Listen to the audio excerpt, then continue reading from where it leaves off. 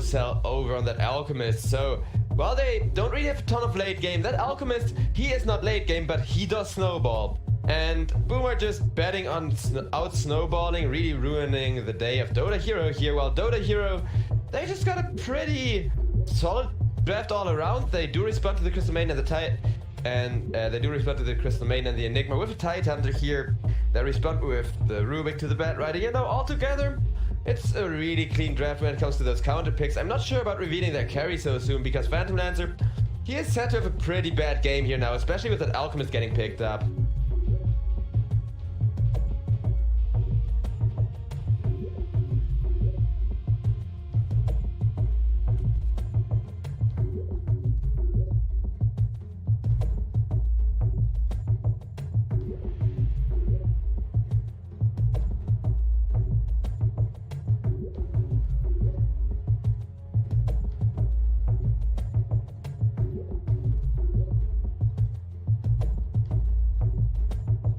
And, well, yeah, we're just waiting for the load in here.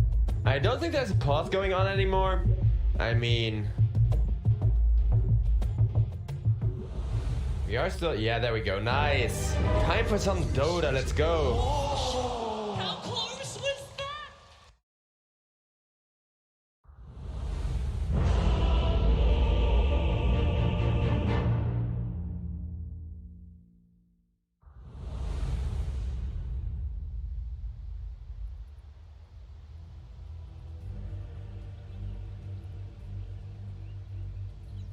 Prepare Okay, for just battle. give me a sec here. But...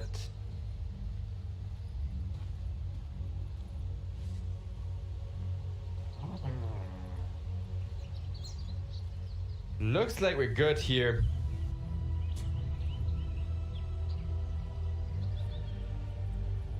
And well, in terms of lanes, I don't think there's gonna be any major upsets. Dreamo Cell? I wonder if he's gonna play that mid lane. Alchemist just rotate over to the bottom lane since he has 6 tangos and a Quelling Blade. That seems kinda uncharacteristic of a mid laner. And yeah, it's gonna be Beastmaster actually taking that mid lane. Alchemist is just sitting around that lane for right now. Both teams making their respective outpost rotations and capturing those. Should just both each get their respective bounty units too, since nobody really wants to fight here. Dota Hero not at all actually. Dota Hero, they just have to... oh boy. It's the last bloody series of the day too. We've had such a nice day, no lagging, no... well, maybe 2 pauses or something, but really few issues. And... yeah. I didn't see that coming. Now we got a pause. Even the freaking chair dance is broke. Well, that was disappointing. Yeah, that was disappointing indeed. Ready to dance.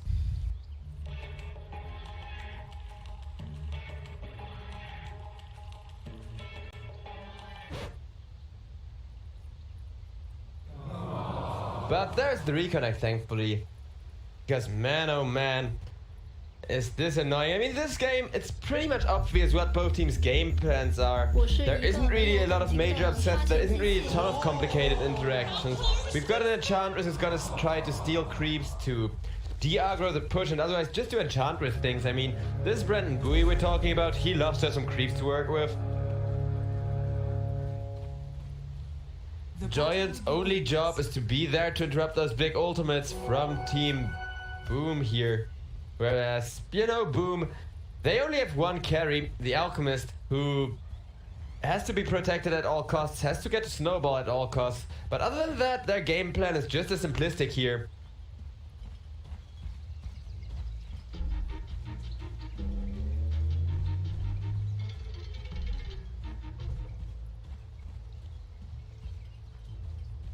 Fan, he already put down that aggressive lane ward too, so Team Boom, it looks like they are going to get dived on pretty hard here.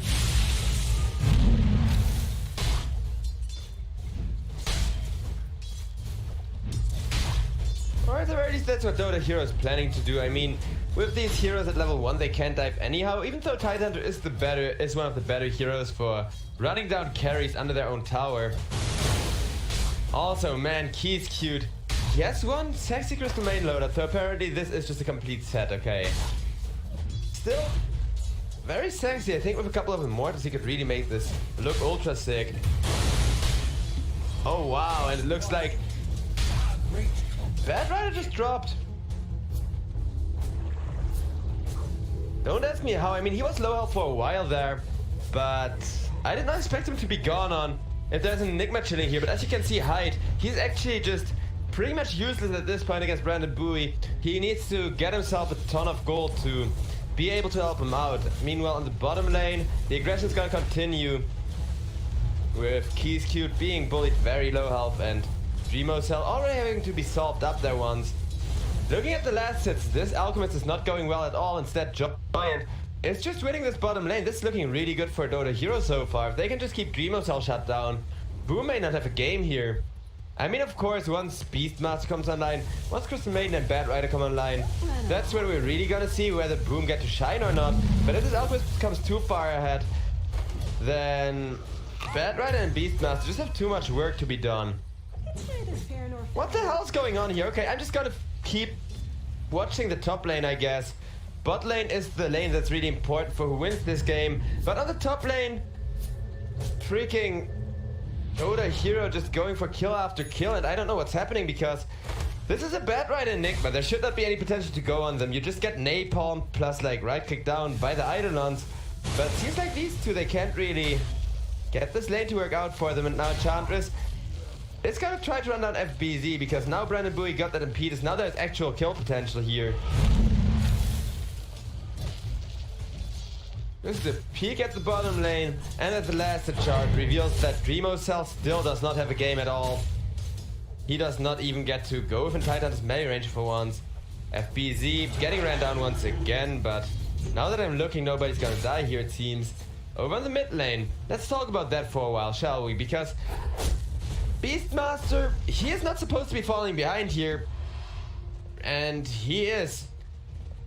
So Mikoto, he may just get control of the lane. Okay, he is going for that inner beast build, so that may be the reason why he's struggling a little bit against the Void Spirit. That may be the reason why he's not snowballing all over this lane, because if you go boar into Axis, the fact that you can just put your boar up the high ground in a situation like this and have him attack from behind can make for a really nasty one-man gang squad. Where you don't even have to rotate a hero over. And yeah, nobody's gonna die from a freaking boar gank. But if you get that boar to just, you know, first you figure out where the enemy ward is, obviously. In this case, it is on the river, it is on the right here towards the bottom lane, which means you could just have your boar walk around like this. And yeah, he's gonna be spotted here, but if the creep wave is over on the Radiant High Ground over here, and the boar gets spotted when he walks up here, there's even trees here, so only after he comes like through the trees. That's where Void Spirit can see him, that's where Void Spirit can respond. And Void Spirit, he may be very escapable in the later levels, but as you can see right now, he is just maxing his nuke damage, so not really any kind of escapability other than the shield.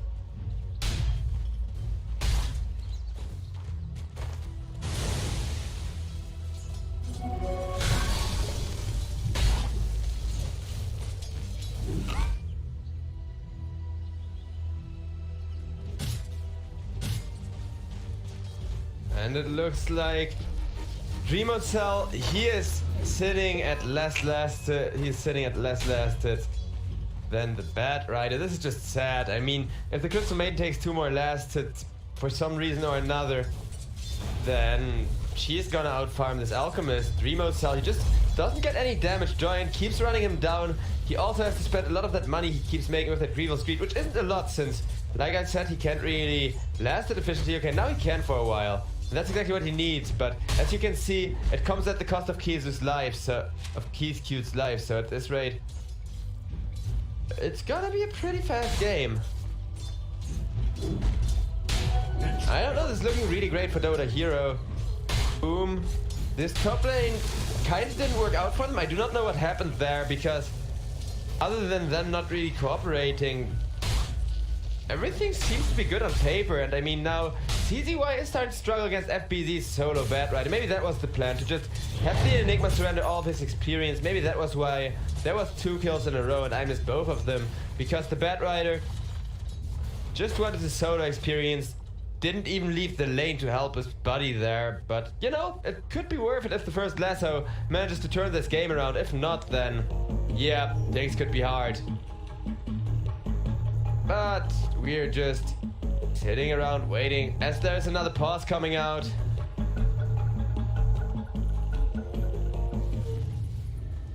Okay, thankfully just a short one. Dire's top tower is under attack.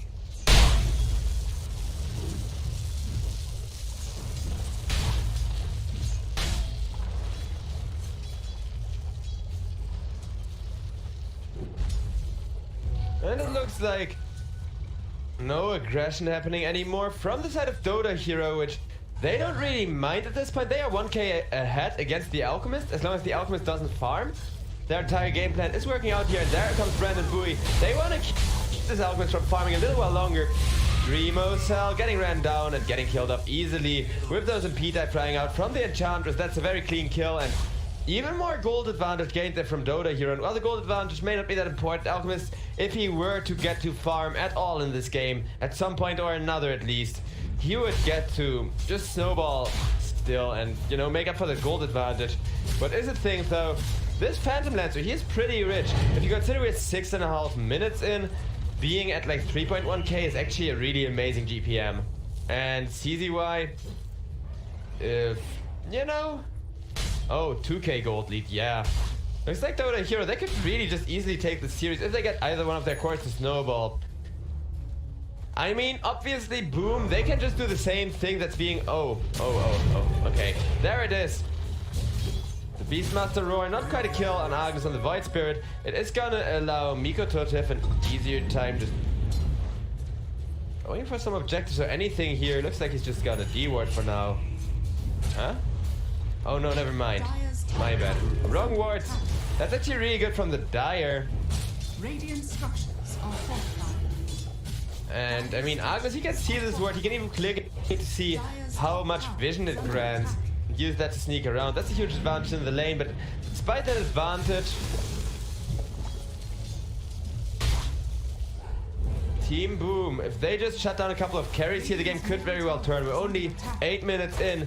It may be a very dominating start here from Dota Hero, definitely the way you want to start every game. But with that tier 1 falling, 2 Hyde there who wants to take away some farming space from the Phantom Lancer. It looks like Boom, they at least know what to do to win here. Shut down the PL, shut down the Void Spirit, take as many towers so they can't recover. That's basically it. Of course, that sounds very easy, and with CZY just getting to snowball hard here. I mean, I think he's just gonna go for that Diffu Blade. If you're this far ahead, you just want to rush Diffu and get kills with it in order to prevent yourself from falling off if you get gone on. So this guy, he is rich as hell. And Mikoto gets jumped by the Void Spirit. That's a nice counter lasso, but what's a lasso? 2 supports roaming in. And FBZ, if he could get this kill on the Void Spirit, it would already be sufficient, but instead he may be killed off. And thanks to that Firefly, he won't be, but this is a 0-5 for the side of Dota Heroes. I'm not sure what happened to Boom there. I mean, it was also kind of huge for them to just be outdrafted this hard, to kind of have their captain disconnect and then maybe in a fit of panic pick this Alchemist, because with a Void Spirit, with an Enchantress, a Rubik and a Tidehunter, all of those heroes are good or decent. I mean, Void Spirit, he isn't good against the Alchemist, but in a mid matchup, he can still hold the lane better than most people while preventing the Alchemist from farming. I don't know, I mean, may have just been because they had very little time left to draft. Boom, down goes Mikoto. Either that or Boom seriously underestimated their opponents here. Fan almost getting the teleport out, but it's gonna be the kill finished off by the Crystal Maiden there. Brandon Bowie could be a double. That is everything that Team Boom needs here. I mean, okay, it's support kills, but turnaround gold, especially if the enemy is this fat and even supports are worth a lot, would be huge. If ever this on wood, though, as the Enigma instead gets killed off with Giant coming in, looking to turn. This Tidehunter, he's been free farming all game in a boring lane. does not care one bit for that. He just wants to hit people in the face with an enter. Radiant's middle tower is under attack.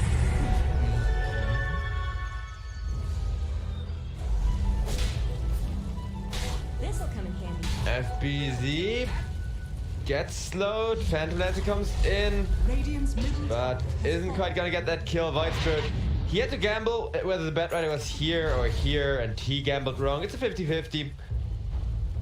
I mean, I guess that sucks, but that sucks a lot more. Key's cute. Gets taken off the map by his own spell. And this is almost a 5k gold lead. Alchemist has at least managed to find a modicum of farm. He is now up there, highest net worth on his team, which as an Alchemist is still really sad. Because if there's like 3 carries ahead of you, like if 1 carry is ahead of you, you're already losing the game at that point as an Alchemist. But that's just, you know, you're a little bit behind, you can come back. If there is 3 heroes ahead of you though, oh man, that's gotta put Boom under a lot of pressure. They gotta be happy that they can't see their exact GPM, because it would just be freaking backbreaking here. But they're still set up for a pretty hard game, and I wonder if they can pull anything else out of their hat here to try and stabilize, try and turn things around maybe even. Radiant's bottom tower has fallen.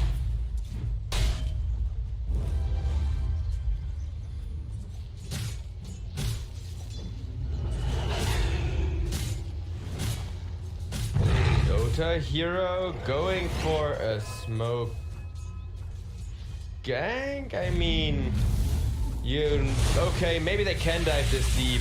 Never mind the thing I was gonna say there. Because, yeah, they just have too much damage and the Ravage available. I mean, usually this is like a high-risk area to fight in if the tier 2 is still standing. You really don't want to take this fight, but with this much damage, the enemy doesn't even get to regroup. They didn't even see what was happening on Boom before they were all killed off, except for the Alchemist, who's continuing to farm up, who really wants that Radiance to recover here. But this is an Alchemist who could potentially, like, I don't know, I mean, we'll see. If he doesn't get shut down, it could still be salvageable item timing. And look at that Phantom Lance. He went for the Diffu. If you're ahead on the PL, you always kind of rush that item, and he makes it work for him. Radiant's bottom Almost tower killing is off the Bat Rider there. And once we get to see some action from the side of Dota hero again, then we're gonna see whether Boom, I mean, it should be Boom initiating, you don't get me wrong, but they cannot afford the wards to get the vision they need in order to get a good initiation going. And that may be a bit of an issue here. They are gonna see a low elf enchantress and Enigma. Yeah, I think he just thinks it's bait.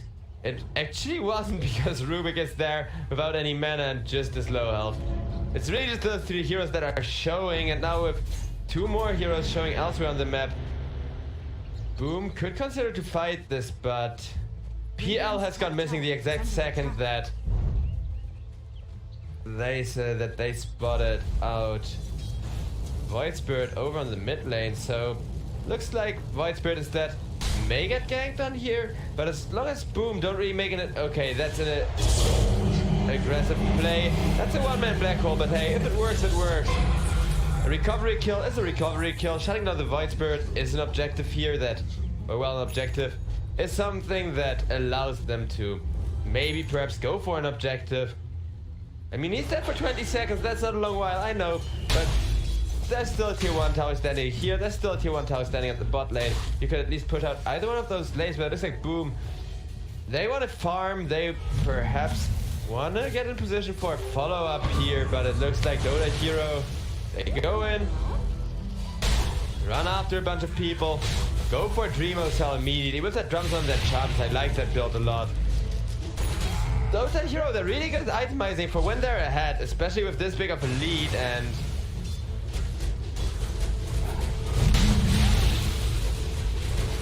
Key is cute, it's gonna go down as well. Dire's middle tower is under attack. Agnes, he's gonna be fighting against just the Bat Rider, so Bat Rider is starting to seriously deal damage to this Void Spirit. Void Spirit, meanwhile, already going to have that nice percentage-based damage going against the Alchemist there, plus the healing reduction, of course, is just huge. So Team Boom, they now have a lot of things to deal with in those fights. Urban catch on the bat, right as the rune spot, FBZ, it's gonna go down. There's another black hole, but this one, it was from the Rubik who stole the freezing field there and just straight up died for it because the drop wasn't quite there in time. Agnes still has that spell on cooldown. Still, it's a Rubik for 3.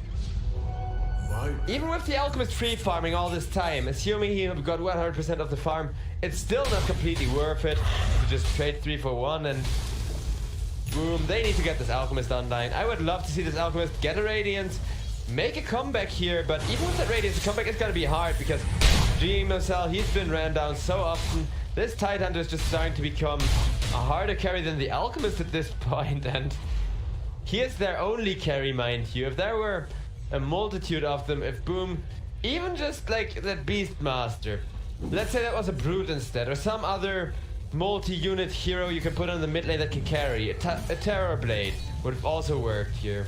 Lycan instead of Beastmaster would have also been fine. I think it would have been a lot better looking for Boom right now because they didn't just pay for the Alchemist falling off, they didn't just pay for putting a Beastmaster mid, which is kind of sacrificing your fight potential for push potential. And that's a fair trade to make in the right situation, but this is definitely not the right situation. And FBZ, boop, taken down by the Rubik with ease. I mean, Team Boom, they got the Radiance of the Alchemist, so Dreamcell, he can flash farm. I like this idea of going for a BKB here, because there's still tier 1s for Team Dota Hero to push. They may still be 4k ahead, but Alchemist is where he wants to be net worth wise. This is an Alchemist who is no longer completely throwing the game, and that alone is like everything that Boom needed right here. Whether he's able to fight or not, that's gonna be another question entirely. Oh, imagine that you want to farm a jungle camp and all of a sudden you fight the enemy Alchemist. There wasn't even a ward there either. There was just Alchemist knowing where the vision is, knowing that there's no vision in this area, so he decides to go there, and he does not assume that Dota Hero randomly decide to play some 5-man Dota from the mid lane over to the triangle and then to the top lane. Dire's structures are fortified. Dire's bottom tower is under attack. Beastmaster, he's finally getting to work at the tower. I don't get why Keith Cute is standing next to him. Probably for that freezing field, plus to root somebody up to be killed up by the creeps. But honestly, creeps are the hardest thing at falling off in all of Dota.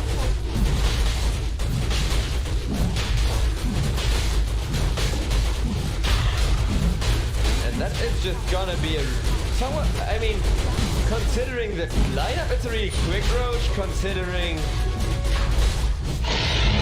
the gold and how far Dota Hero are ahead. This is a really slow roach, but they get it for free anyhow.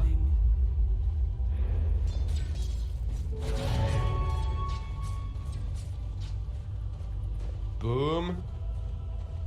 They throw a scan outside of the Roche pit. Want to make sure they know where the Alchemist is getting ran at or not, but that scan was a little off the mark. They just didn't quite click it in time, and that means Dota Hero, they should look for victims here, and it's gonna be Hyde. May not be the biggest kill, but they don't care. I mean, it's 18-3. You just take the kills. You just make sure that the Enigma doesn't come online. You don't care about your own money at this point. Deny your opponent any and all item progression. Speaking of which, the Alchemist dying over that mid lane was huge as well, because otherwise I think he would have already had BKB, or at least be very close to it right now, whereas Dreamcell, Dire's middle tower is under attack. right now he's just not getting it before the next fight, I don't think. At least not at this pace, and oh, well, so much for the next fight. Right now he's not even getting it in time to counter Agnes jumping for him, so he does have some teammates to back him up, and Agnes has to be careful here. Really the one kill that Dota Hero don't quite want to lose. Okay, he isn't worth that much gold anymore compared to the Phantom Lancer. But that nuke damage, the thing with Phantom Lancer is if you just have him try to solo carry a game without a school basher, that is, then whoever gets low health just runs away from him, just kites him. He's a melee hero after all, even with that Phantom Rush. Ooh, nice freezing field there, but as you can see, it doesn't even tickle CZY. It doesn't even kill the majority of his illusions there. That moment where PL illusion is too tanky and survives 3.5 seconds in a Crystal Maiden ultimate. Dire's bottom tower is under attack. PL enjoying to farm some necro creeps. This right there soon going to be worth more than heroes. Not quite, but you get what I mean, right? And Team Boom, they are pulling back in terms of gold net worth, but how do you get this Alchemist to actually pull back in terms of carry potential? Because even a 6-slotted Alchemist at this point in terms of itemization would already be struggling, you know?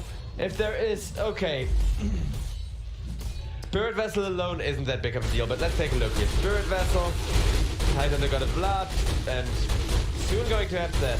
Oh, he actually has that. Soda Crest already. In comes the Bat Rider, gets slowed up, gets a Yule stuff and follow up. There is the Remnant, there's the Ravage, that's a dead Bat Rider, that's a dead Keith Q to follow things up.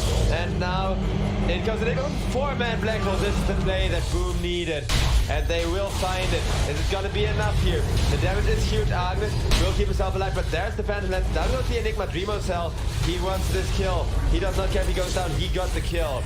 Now he cares if he goes down, maybe. And he's at his ultimate too for a little while. Just make sure to kill off the Void Spirit first, but it doesn't really matter against this much damage. And Mikoto, he may have overestimated the Alchemist's tankiness there, as he's gonna be the next one to be ran down. Phantom Lance is still struggling with the creep block. It's just gotta farm the creeps instead. I mean, 200 gold from a dominated creep, that's already pretty huge. Oh man, the thing is, if this was like any other, not necessarily any other, but if it was like the worst 50% of this tournament's teams, Boom would have just gone away with this draft. Were their opponents not good enough to know exactly what to do here, this draft would be highly effective from Boom. The only reason it's bad is because 1, the Alchemist got shut down, and 2, their opponent knows exactly when to shut down which hero, and for a large part where to find them. I mean, Are scanning.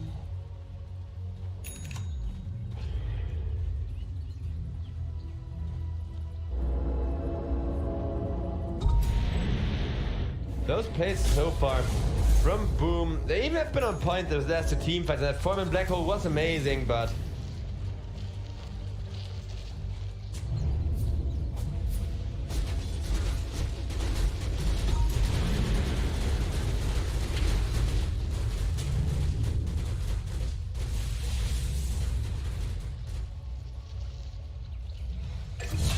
we got Alclad farming on the bottom lane. A kill on Argus once again. With what did they use for that one? I think they just used the Beastmaster Roar plus the creeps, which means Hyde is now gonna die for that play. Well, Beastmaster got himself out. Dota can be unfair, but at least one of the 2 carries is being, or 3 carries I should say, from Dota Hero is being shut down. Because this Tidehunter, with items like this, he is a carry.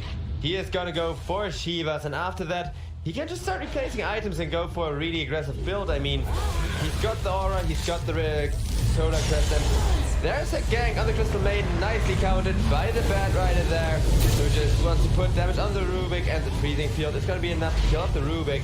And Sha will get herself out, and Dota Hero, if they do not have those cores, if they don't have those front lines, I kind of said that already, then yeah, they're just gonna die. They really need to rely on their front lines on the side of Dota Hero still. All of their good stuff that isn't delivered by Tidehunter or Phantom Lance, it kind of comes from the back lines. I mean, even Void Spirit likes to be behind the Tidehunter. Have somebody to tank for him. And with how tanky Giant is, he really doesn't mind presenting himself as a target 24/7 either. I mean, he can just roll like a watermelon at his target, and even if they hit him, he will not care. Well, that's done, he will care for, but Beastmaster, can he have some good sheep block going on? Good stun? Nope. I mean, at least Mikoto got a good death there, in the sense that he created a lot of space for his team. So I don't really think that space is gonna matter unless there's gonna be a 4 or 5 man black hole at this point. Or a lot more kills on the Phantom Lands while Alchemist gets himself Assault Tourist into Abyssal Blade, just tries to stunlock the Phantom Lands every single fight. And even then, after doing that, he still has 2 heroes that can just deal with him effectively. Dreamo Cell gets forced to teleport out there by the Void Spirit.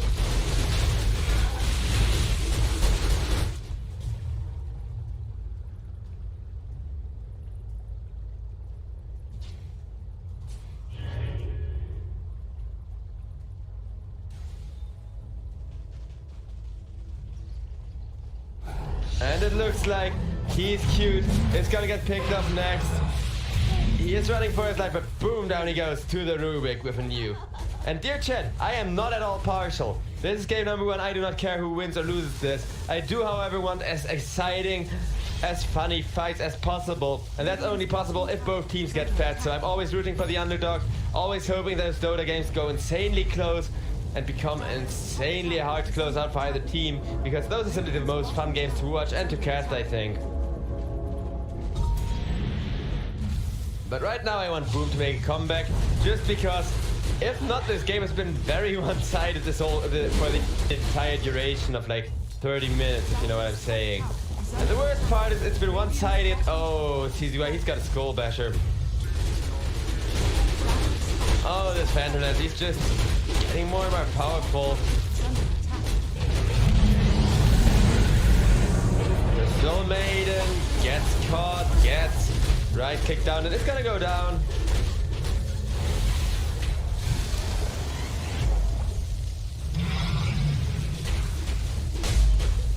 Now there is no more Crimson Guard for this tower either, which, yeah, it's great against Phantom Lance, it's great against Enchantress, but even then, all that Dota hero really want to accomplish here is keep their opponents locked in their base, and this could be the first game I've seen in my life where the team with the Alchemist is behind and Gold Network the entire game. Other than like one little 3-minute space. Never mind that, I forgot about that. Meanwhile, Brandon Bowie goes down. Exchange for high down. Dreamo Cell gets ran down by the Phantom Lancer. Yeah, that's BKB with the skull, but he was still gonna try his luck, but CZY has to get out of there now. They say, well, we almost got that tier 3 tower. This is good enough until we can get ourselves a Roche. And well, when can they get themselves a Roche? In just 45 seconds from now, so... Team Dota hero, they really just got to scout out the Roche pit in a couple of minutes, and boom. Looks like they want to go for the Roche here. While doing some dewarding, taking control of this part of the map. I mean, that could be maybe not a full comeback. Like I said, in all likelihood, Boom just don't get to make a comeback this game number 1. Of course, it is best of 3 series, so next time, if they go for a similarly aggressive draft and they do get to snowball, it's gonna be a very different game. If they go for one of the other Boom signature strats they have, could also be a very quick game. What I find interesting is Boom have not made any attempts towards this Roche, which is really what this game should be revolving around. Not necessarily that Boom really need a Roche above tier 2. Taking the tier 2 on top is huge, but the punishment for just going and pushing top is gonna be Dota hero setting up for another fight here. And even if you beat them back this time, then they're just gonna run into the Roche pit, you know, try and get themselves an Aegis for the Phantom Lancer, who really is carrying the game as he already has an Abyssal Blade complete. This is ridiculous. Still Maiden gets stunned once. He's cute. I wonder if he's gonna be able to get out of there, but regardless, PL, he just wants to burn mana, make people's life difficult, because there is other plans for the side of Dota hero here. They want to go for that Roshan.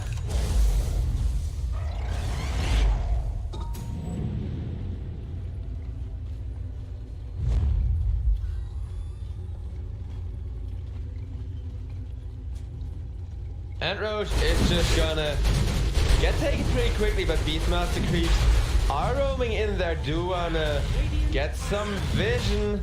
Phantom Lance immediately jumps out of the pit though, fearing for an engagement, and instead just sends some Illus up that high ground himself. Dreamo Cell smoked up though, so they don't know there's an alchemist there just yet. At least not until somebody walks into the Radiance. An alchemist he did go for a hard thrust. He's now opting for the butterfly and the divine rapier. Yeah, I think that's the only way to make a comeback at this point, but I could really see it work out too. Oh, that's a big bad ravage though.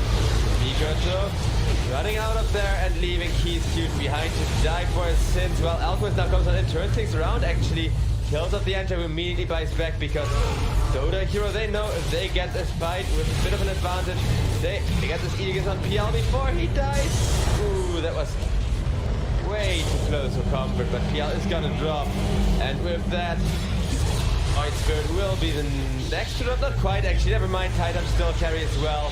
It's gonna get a nice return kill there. And it's gonna try to turn this fight around. Now it's both teams giving it their all with the Alchemist.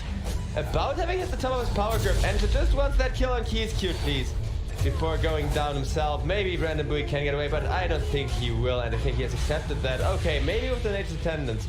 Yeah, he's gonna live. Meanwhile, BZ on the Bat Rider went down for 92 seconds, so I think this may very well just be the GG push after the Roche. If there's even a Roche attempt. I mean, Dota Hero, they know it's a dieback on the Bat Rider. They also know just how important this Roche is, though. Also, this is a Rubik stacking napalm on a Roche. You don't see that every day.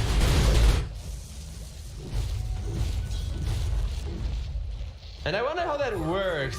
Will sticky napalm actually do anything for Rubik? Will it amplify the spells of the Rubik or not? I'm not sure if it still does. They may have just disabled it to work with a sudden, like with spells like the Juggernaut Spin and stuff like that. So that if you're a Rubik, you steal napalm.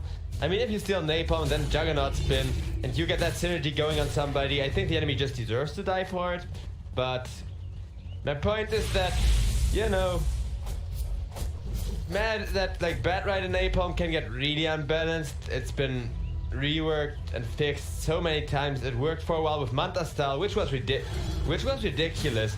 I don't think it does anymore because Bat Riders would just add a few hundred damage to their freaking Manta Illus every fight casually. And Manta style is a really good item for Bat Rider too, because you can expect the second you go in there with a Blink Dagger and a Force Step, you are going to get slowed, stunned, whatever. You are going to tank a debuff or two to the face that you can then purge off in a lot of scenarios, you know, mid lasso, but without that extra damage being inflicted by Bat Rider, I don't think it's worth it anymore. And even with it, it doesn't scale that well anymore either as used to in terms of attack speed and attack animation. Huh. The Shivas tries, but Bat Rider is faster. Radiant's middle tower is under attack. I did not expect that to be a successful blink there, but I don't think Dota Hero care all that much anymore. I just want to end this game before, well, look at what Boom's doing. Going for a base race here, straight up challenging the side of Dota Hero, saying either you teleport somebody back and abandon your push, or we're gonna see who pushes faster. And we're gonna see how Dota Hero, we're all still at the bottom lane, respond to that one.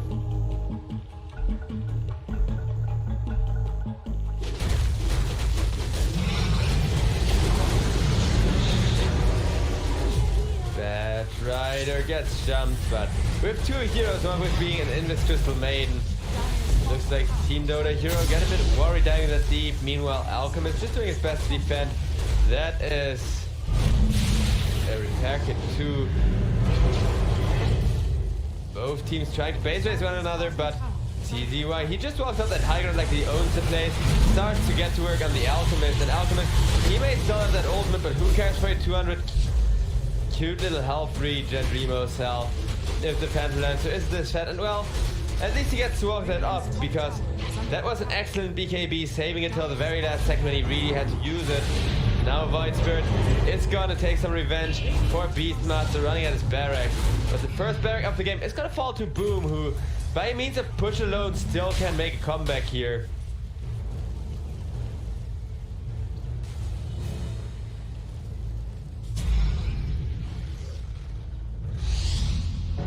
Let's see. Wait, there's actually nobody on the Dire with buyback left, other than the Titan, that he doesn't have it yet.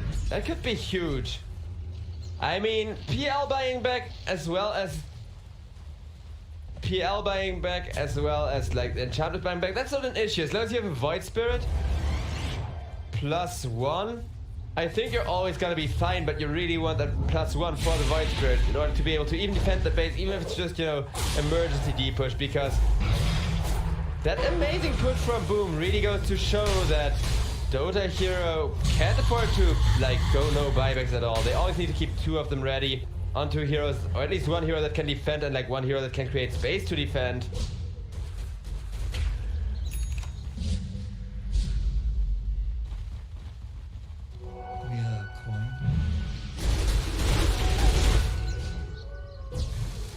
As for the Alchemist, let's see what he's gonna do, because now we're reaching that point where Dreamocell just got more money than he knows how to spend. He could just insta-buy a Divine buyback on the Alchemist, also available. Okay, that explains why he hasn't insta-bought a Divine.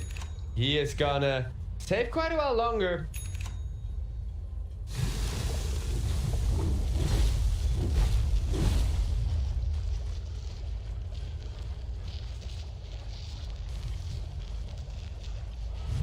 PL, he is saving up for Satanic here. That is doubly huge because, well, I'm usually a fan of the hard thrust a little bit more.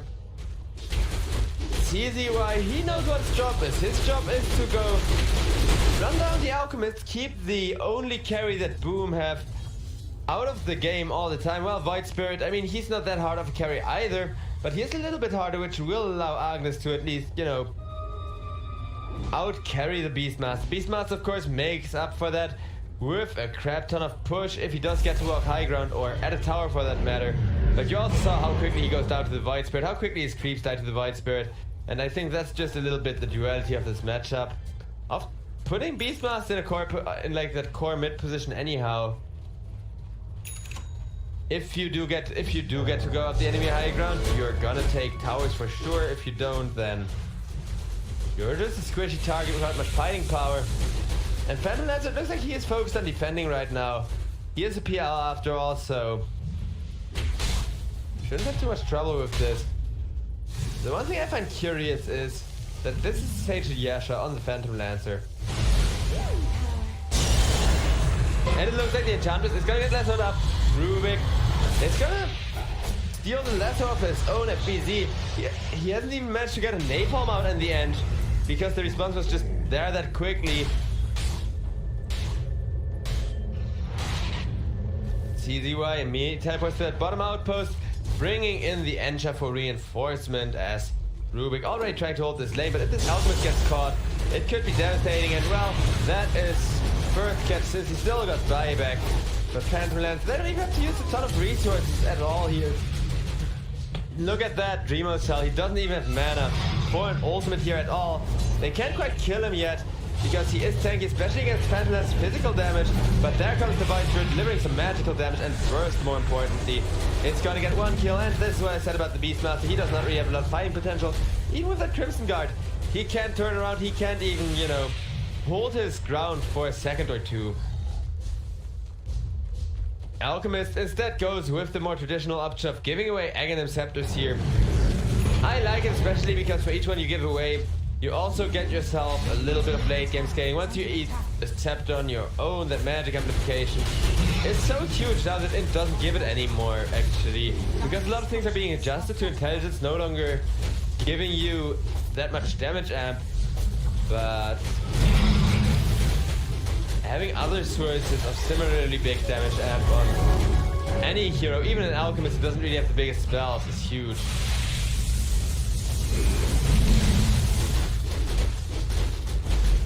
CZY, he's the only one pushing, and that's completely fine because there's absolutely no one pushing out that bottom lane. There is no one pushing out the top lane. And the push from Boom is really the only thing that Dota hero at this point has to be afraid of, which is very hard to get in.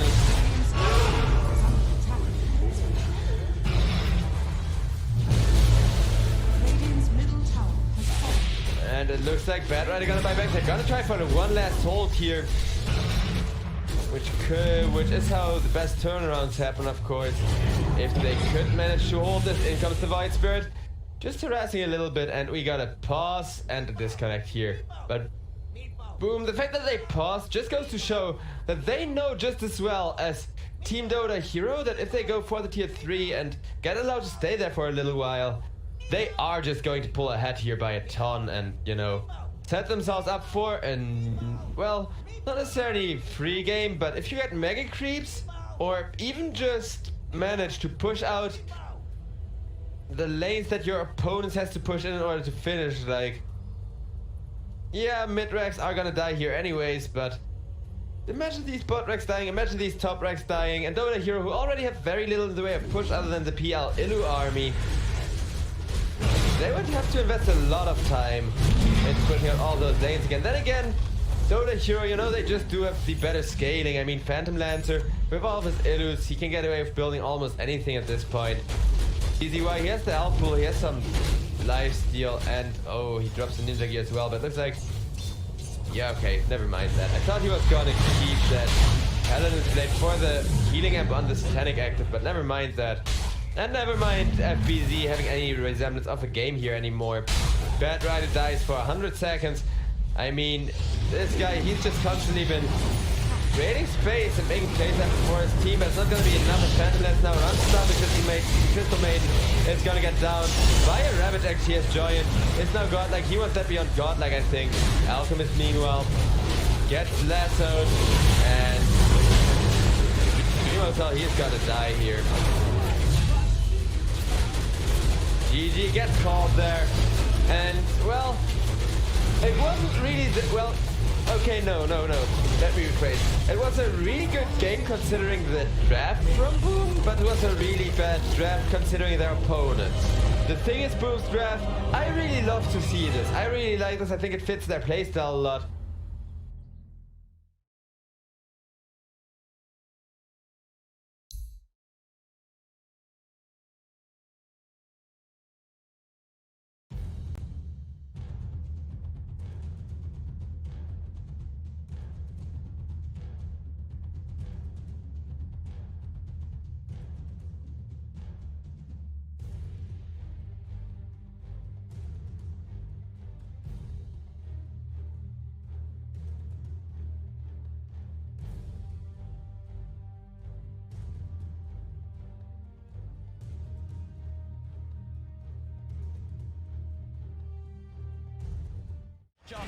FY, he's found himself No-Tail out on his own. He's trapped him.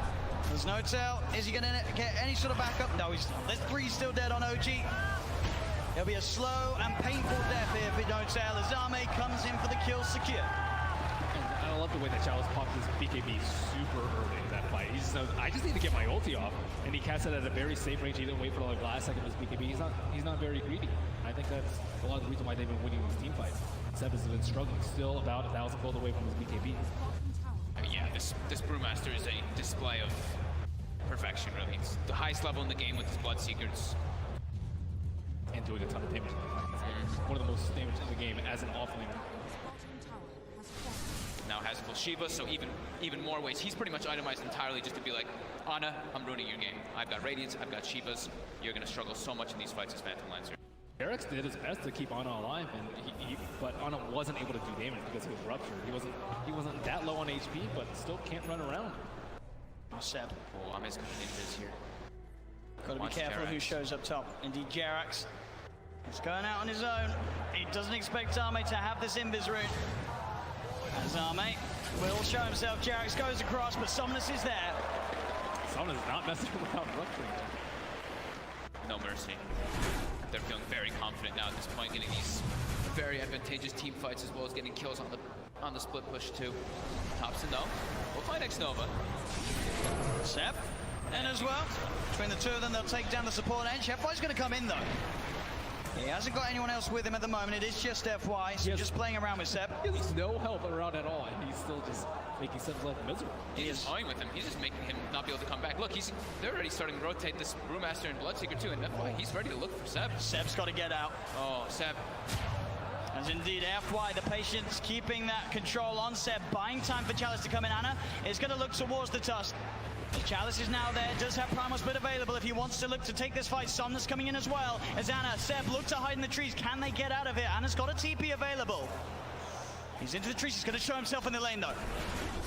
They're going to continue to head over. They are going to see Seb make it out in time. They don't have a stun. Anna, can he get out as well? He can. OG will avoid that rotation from PSG LGD. FY is just so obnoxious there, following Seb for over a minute, just stalking him, trying to have his team come over. So that's about, a minute without Aegis being used for LGD. They have 2 minutes left, I would say, to capitalize on this Aegis. Oh man, looks like he is level the PL. Pretty much back to a 50-50. PSG LGD 2-1 up at the moment in this best of 5 grand finals. 1 game needed to secure the championship title. And at this point, they are ahead here in game 4. No-Tail hasn't had time to gather a full army of Ancient Creeps. Right now, he just has the Ancient Black Dragon. You really want those other auras when you're at a big disadvantage in these team fights already. Yeah, it's tough though, because Jerax doesn't want to be following around his Chen, giving him the Aghanim, so.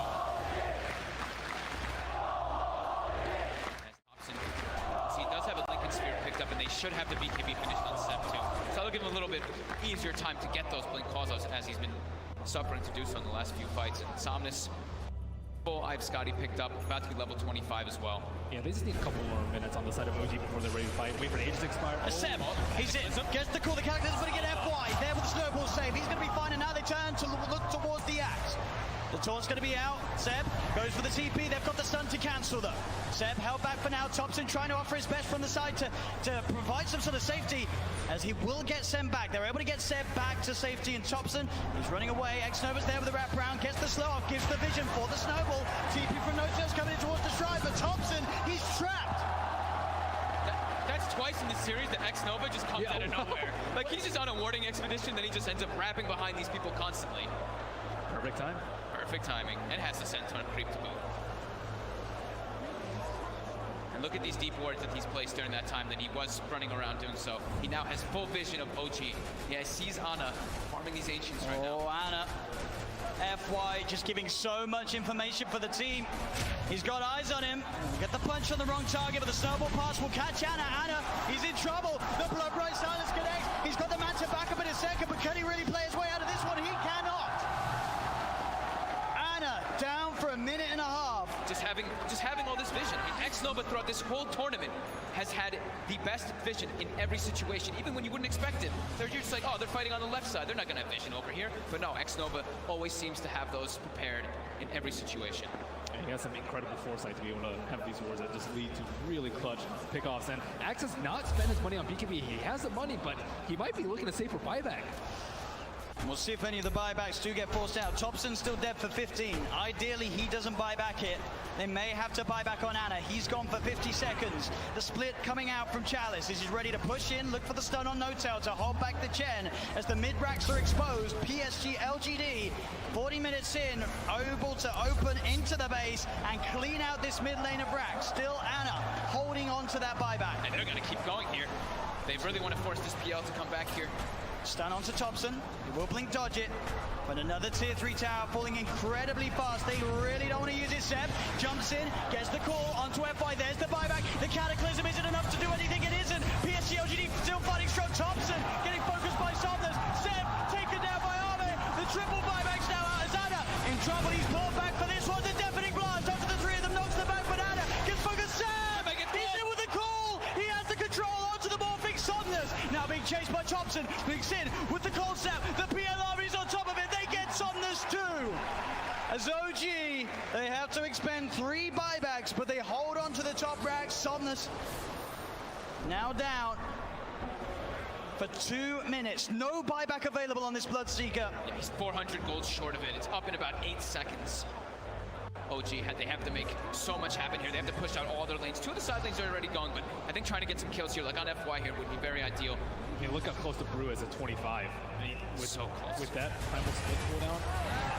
Oh, Thompson, he sees it FY. He's used the snowball, he turns with the combo FY with the self-fuels, but OG, they've surrounded him. Seb jumps in with the call, the blade mail. FY's gone. Instant buyback from FY. Still that scary, scary time for LGD. 75 seconds without Somnus. OG have the full 5-man pushing in all 3 lanes at the same time as they approach LGD's base. I don't don't even know if I get the edge with this team fight. I mean, LGD are been but no blood taken for 60 seconds. This could be disastrous. He's got a full BKB on Seb as well. Chalice really wants to hit level 25 before he pops that primal split. So close. Just got to be careful, Seb. Looking for that blink initiation. Chalice is stepping back. Grabs, they give him the tome. He needed like 5 experience and they gave him the tome just to make sure that he gets it anyway. Just playing as safe as possible here. Looks like OG don't feel that the window is big enough for them to push in whilst this Bloodseeker's still dead. They'll back away. They can't count. They bought back 3 heroes. They weren't able to get any T30s, and there's no Roshan up yet. Big Daddy No-Tail's praying for a Roche right now so they can get that refresher, but it's not going to be out. And maybe we'll dodge a bullet. At least they got a good amount of economy off that, right? It was up to a 15k gold advantage, and they chunked it down to 7, same thing with experience. So they did get quite a lot out of that one, but they ideally wanted to get at least one of those sets of racks to get some momentum pushing in with those 3 buybacks used. Absolutely, it is this really scary moment of the game now for OG. We're about 5-6 minutes still without those buybacks available. If PSG LGD can find that one team fight, it could be the team fight to win TI in this window of time that they now have presented to themselves.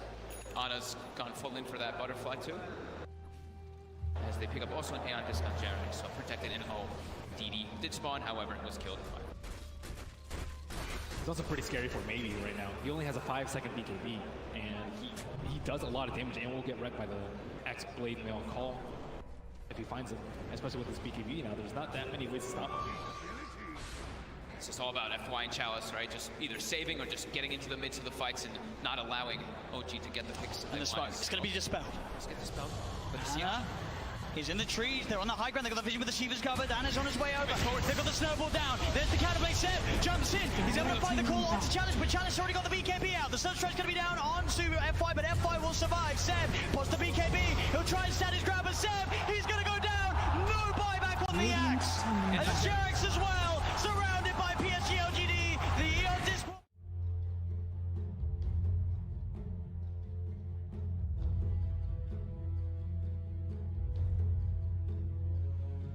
Dire team ban. Radiant team ban. Dire team ban. Radiant team ban.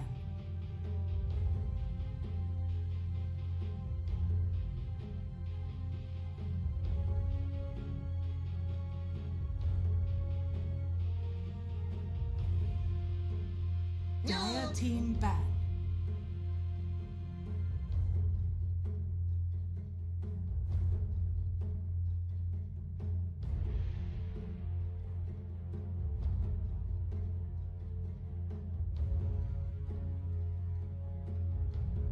Radiant team ban.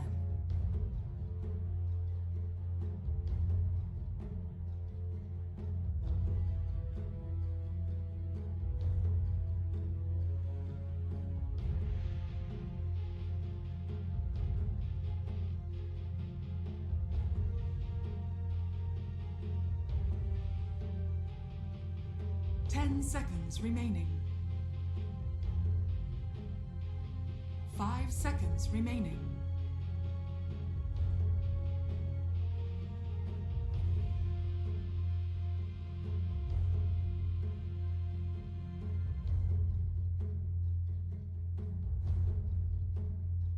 Dire team pick. Radiant team pick. Earth Shaker.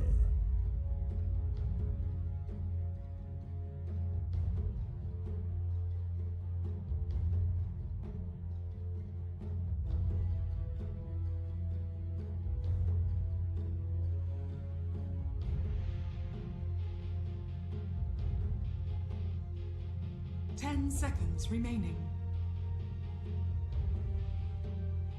5 seconds remaining. Radiant team, Dire team. Ancient apparition. Imber spirit.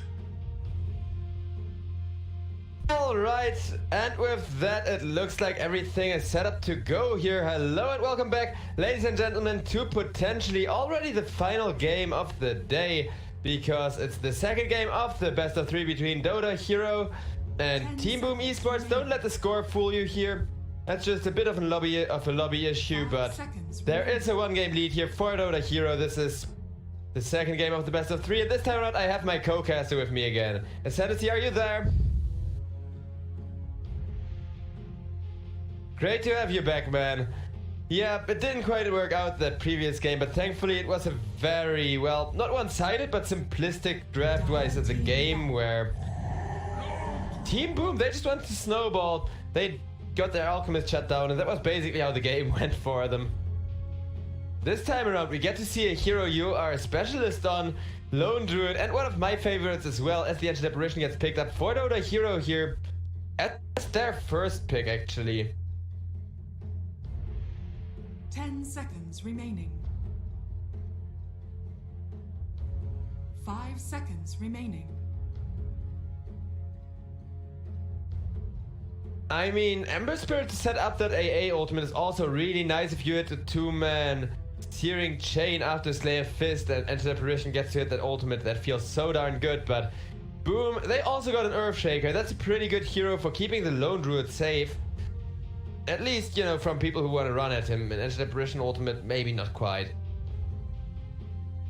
And Team Boom, I think they just want to have the late game secured here, because last game they managed to delay till like 40-45 minutes and they still didn't get to finish despite an Alchemist draft.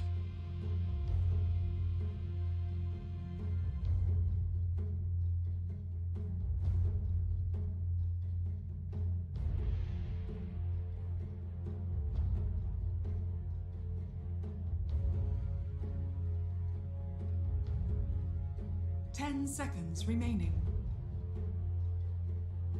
Yeah, and Lycan also has the movement speed to get past the bear quite easily with a very low chance of being entangled. Dire team pick. So it's also one of Boom's favorites here. Boom, they really like anything that has as many small creeps as possible, and now all the multi-hero, at least the creep-based multi-hero units, are all banned out. No Nature's Prophet, no Beastmaster, no Enchantress, no Chen. Even Phantom Lancer is banned out. Disruptor. So a Clockwork against the Disruptor will be the next pair of picks here. The Clockwork, I'm uncertain about. I think the idea here is just to interrupt the, or well, punish the Earthshaker and, you know, get the real Lone Druid with a hookshot. The Disruptor I really like though, because even if Clockwork hookshots in and wants to make an initiation, you can just throw him back out of there. 5 seconds remaining.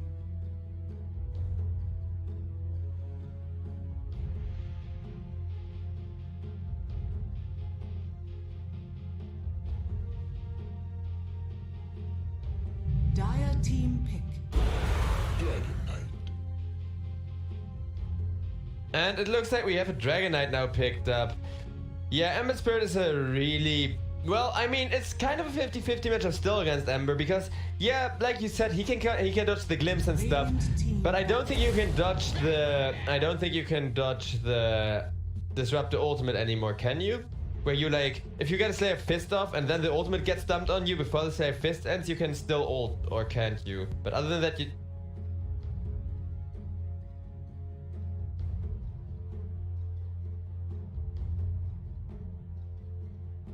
10 seconds remaining. Yeah, that's a safe way of getting rid of the Ember Spirit. That's also some much needed magical damage against that Dragon Knight who's just gonna go full beast mode if he doesn't get shut down by Booms. And I wonder, you know, how early or late game Boom are going to be playing this, because today they have been playing really early game heavy draft so far. They do not get the very last pick of the draft here either, so they don't just get to counter pick whatever Dota Hero is gonna pick up next.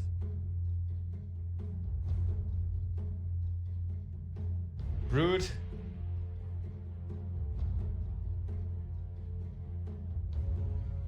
Yeah, she was also the one like multi-hero unit left in the draft, come to think of it. 5 seconds. Dire team pick.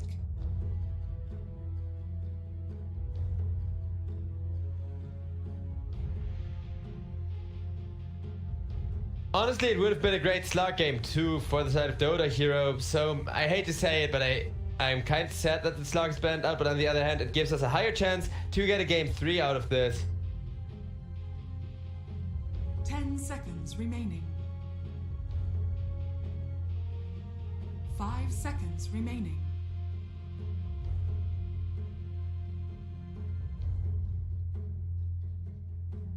That I agree with, man. Plus, Legion Commander, even not just for the purge, but also the amount of counter initiations that are possible. If you see the Lone Druid Bear running at Ember Spirit or running at Dragon Knight, and you blink duel the real Lone Druid that he can't ult, then all of a sudden he becomes a really easy target. Because you said to me the last time we talked about this, the only reason Lone Druid is so good is that like so tanky that you can't focus him anymore. Is that true form? So if he can't proc that, if he gets denied that at the start of a fight by a Legion Commander, it could be huge. You could just melt the real bear, don't have to deal with the summon twice, and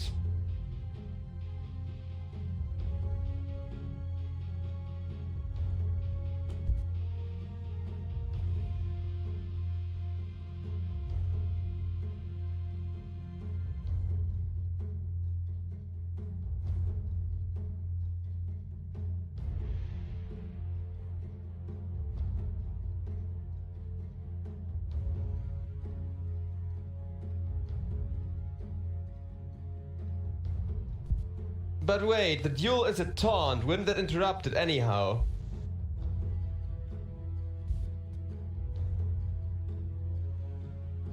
Radiant. Huh, that's actually a really interesting interaction we don't know about. Let's see if we actually get a Legion last pick here.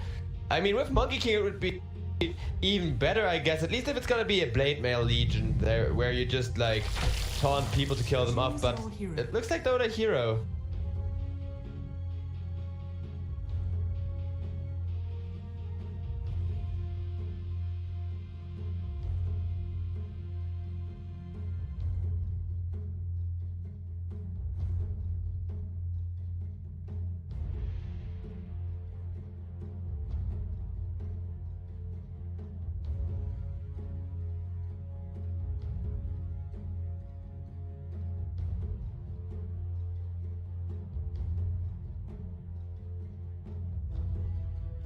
Yeah, the only way for Lifesteal to really get an advantage is to get the first bash up in those fights. Otherwise, he's just getting bared on or really annihilated by any other kind of Skull Basher carry. I mean, if Mikoto on the Monkey King just decides to go like Echo Saber Skull Basher, that could also be a big issue for the Lifestealer.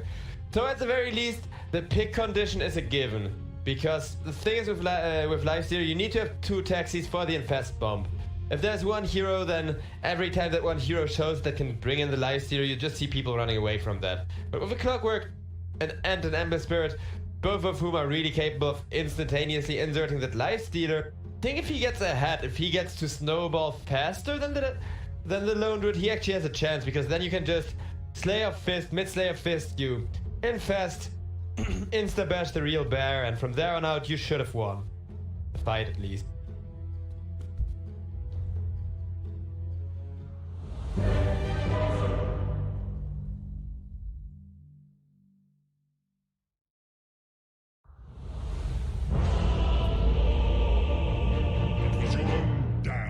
Fault.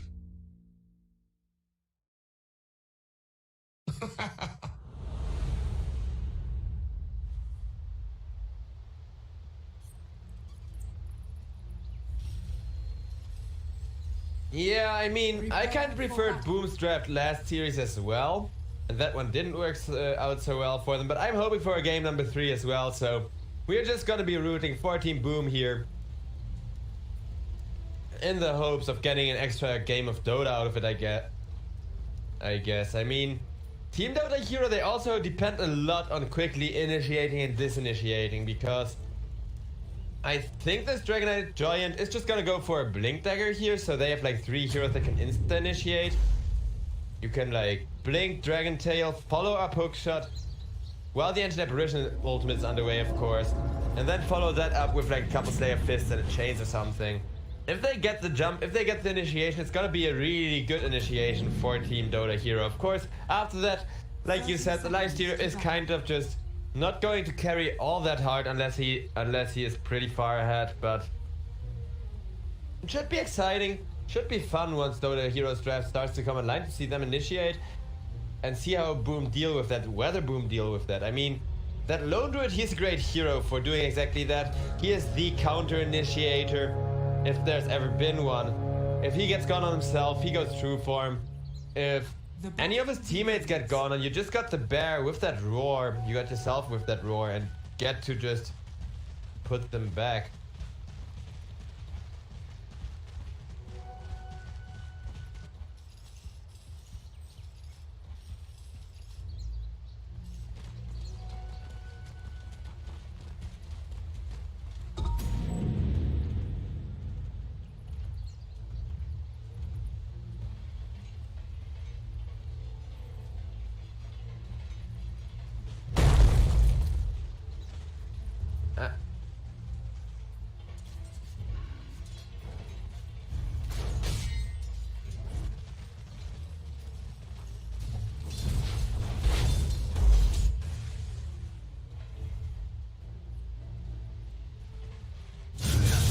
Definitely, Brandon Bowie's life basically already hangs by a thread when he starts to take a third stack of napalm. As well, at least as soon as Bad Rider has level 2, because then Engine Apparition is just gonna take down very quickly. And about that top lane, I think it's gonna depend a lot on what the supports are doing, on who gets the edge here, because Clockwork is one of those heroes you said the Lone Druid generally doesn't die. And I completely agree with you. If it was a mid matchup, this would be completely Lone Druid favor. But if you have the Clockwork with that battery assault, you actually, I think, do have a chance on the Dragon Knight, because you can just target the real Lone Druid if Clockwork gets a chance to run at him. And I think that's also why Key's cute. And that Disruptor is just, you know, making sure that Lone Druid and... oh boy. Well, how interesting it's gonna be to watch the Engine Apparition get Fireflight on every time it's up is... I don't know, I mean, maybe Open Wounds should get skilled at level 2 here just to have some kind of an answer. Try and save your support. Life Leader, but...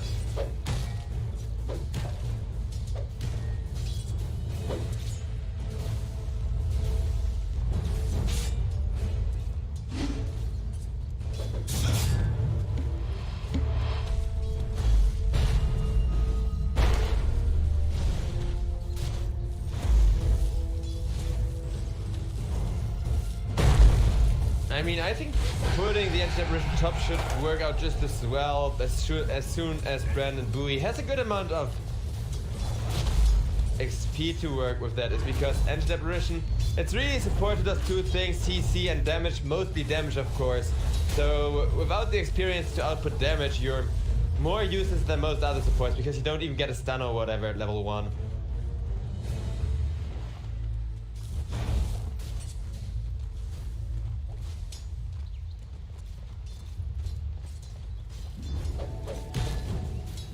Three, 2-0, huh? I mean, if you skill that rocket flare, I think you gotta put some points into it, more than just like a value point to give you vision. So even that I could see here from Fanfan. Fanfan is the type of player who just, you know, if he's too lazy to ward or thinks it's too dangerous, he skills the points in that to make sure he can safely walk up the high grounds. That's like his favorite hobby too, walking up high grounds.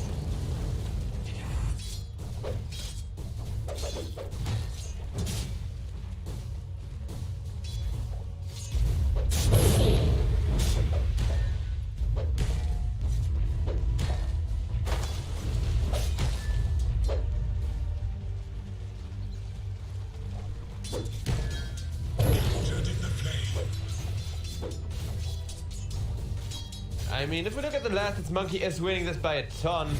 Agnes, you say he's having a great time. I say he's just taking runes and stealing levels, but that's one Ember Spirit not all that bad, because he is like 7 last hits and 12 denies behind on the Monkey King.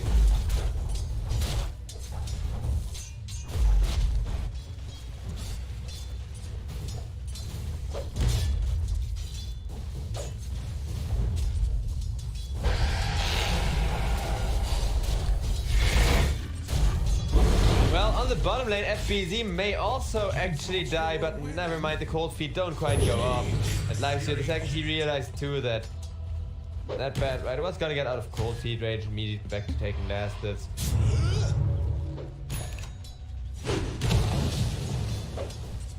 Oh, this is gonna get...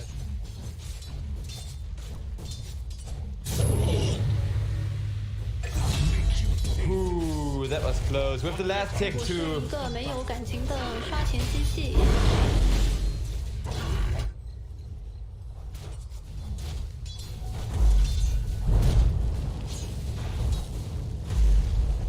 Well, at the very least, that's a bit of a consolation prize here. The Disruptor will pick up an extra bounty rune, you know, make sure they snatch one from their opponents there, and... Radiant's courier has been killed. I just got sniped that courier as well, so... Boom, they are still securing a lot of gold. The only thing they are not securing is any kind of advantage for this Monkey King. He is gonna have to recovery farm if Embersbird keeps going in the lane like this.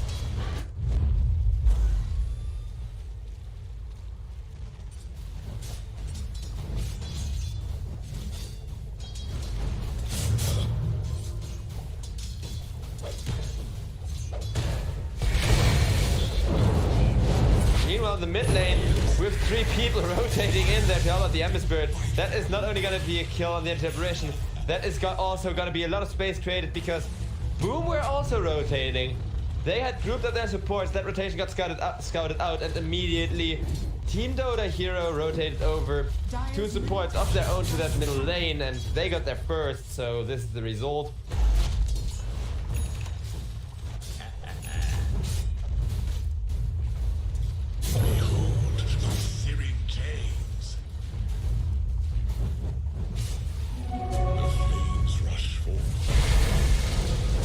And they are gonna get height here as this, okay, maybe not, but yeah, there we go. They just need a little bit of vision. This player is actually paying off because a lot of times, Boom, go for plays like this where they try to juke somebody with vision to bring other people in, and every time there's a rocket flare, this is the 3rd rocket flare I've seen that just like tries to enable a kill and is used for the vision. I feel like this is actually really good to skill rocket flare at level 2. Maybe I should try that if I ever, you know, feel like exploring in Clockwork again.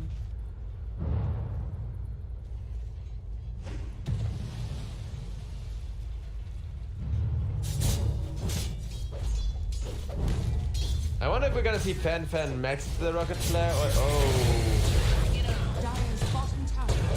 That's 3 in a row.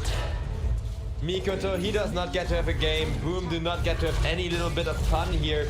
It seems like Dota Hero, they are... I mean, I said it the last game as well. Dota Hero seems that little bit ahead of Boom in mechanical skill. And I mean, little of a bit if Argus on the Ember Spirit just completely outskills the Monkey King, because that's all about where the hero's skill ceilings are at, really. Then again, Argus, he has like a very shallow hero pool, to be honest. And there's very few heroes he plays this well. I think Embersbird may actually be one of his top 3 heroes or something. But Boom, they don't really play a lot against teams that are superior in mechanical skill. And then it really goes to show you how much a little bit of like extra reflex, a little bit of extra, you know, knowledge about strategy and stuff can matter here for a team like Dota Hero, who really just... I don't know, they're chaotic. They're like the most chaotic team in this cup, I guess, who end up throwing games in the most ridiculous ways at times, but...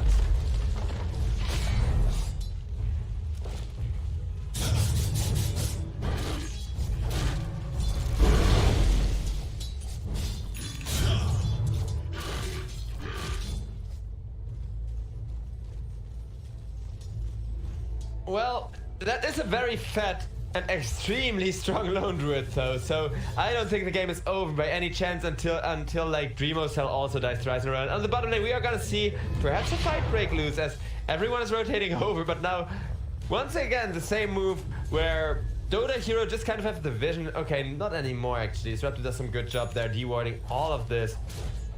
If they realize, hey, Dota Hero has the vision advantage, they are trying to outmaneuver us every time we go for a kill. We cannot go for kills like this.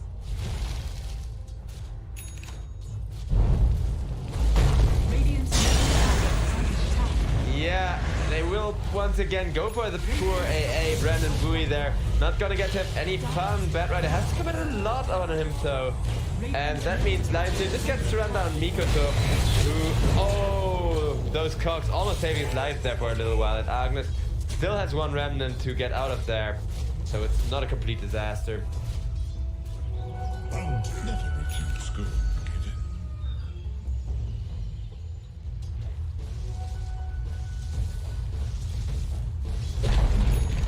Dire's middle tower has fallen. That explains why the gold is almost back to a 0 gold lead for the team once more. But I don't think it's gonna stay that way for much. Okay, never mind. FBZ, he has teleport boots and a freaking wind lace on that Bad Rider just to deal with the open wounds and still get away from Lifestealer in time, even if he has slow for you. The opposite of righteous.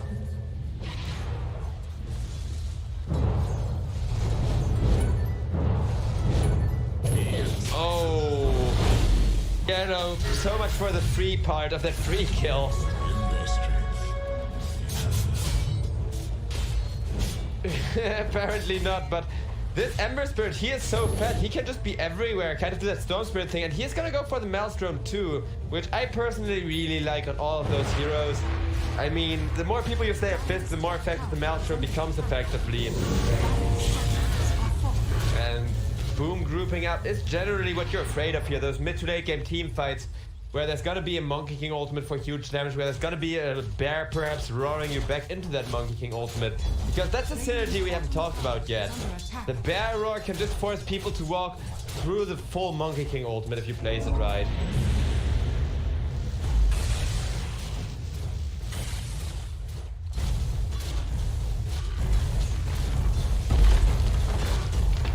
Radiant's bottom tower is under attack. Radiant's bottom tower has fallen. They are, oh, the hook shot just getting sidestepped. Dire's top tower is under attack.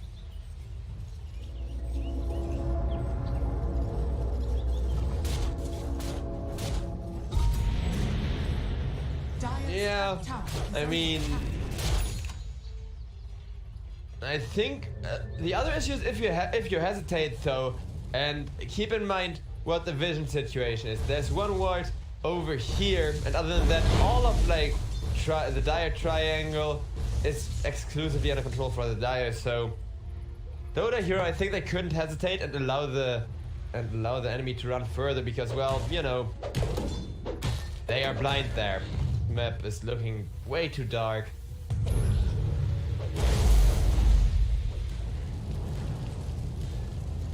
Yeah, I mean, this could have been a turn for Boom if that Firefly hadn't been used for farming purposes there.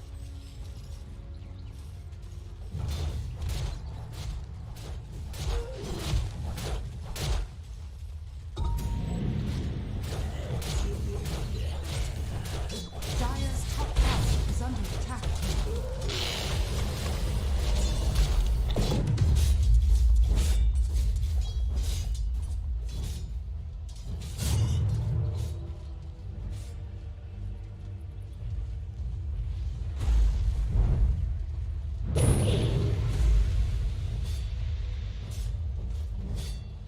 I agree. I mean, my thought was more that a Skull Bash or something along those lines was what he needs here, and that he was lacking mostly CEC, but either way, this Lifestealer is not really having that much impact.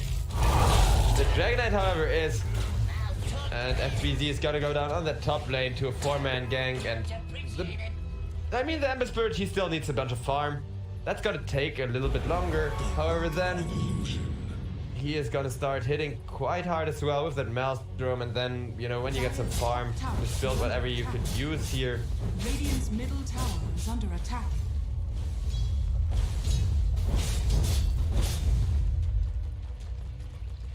Dire's structures are fortified. Dire's top tower is under attack.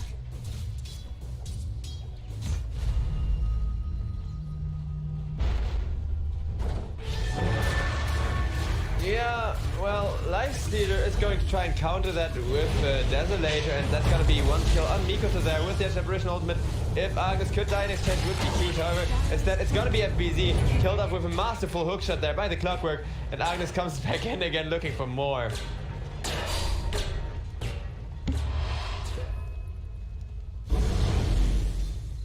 Go for my master.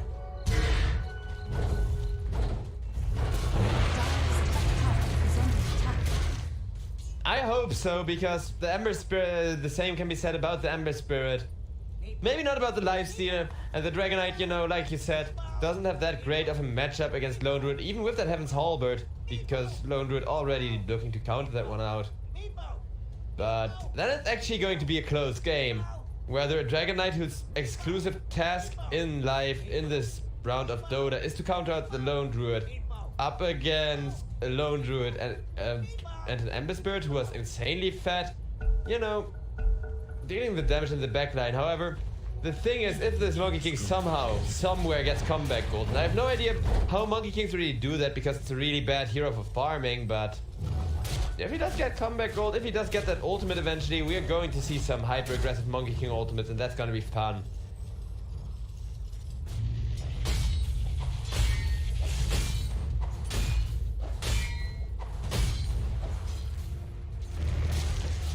Radiant are scanning. Boom, there it goes. Dire's top tower is under attack.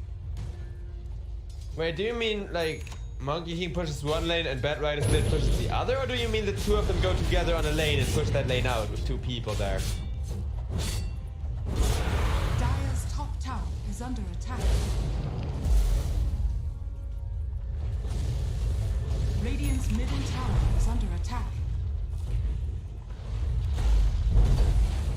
They can turn, depending on how far Boom chase. Can they get the lasso catch? No, there's the turn. Okay, nice disruption though. And Giant is just gonna take the first Monkey King ultimate of the game, running for his life there with a ton of armor, but the Entangle is gonna dish out enough magical damage plus that root to keep him there. Get the kill. There's the hookshot on the Bat Rider once again. Ember Spirit comes on in, dishing out the damage, and that's gonna be a dead Bat Rider. It looks like Agnes wants to do some more here. Meanwhile, TZY going to work on Hyde.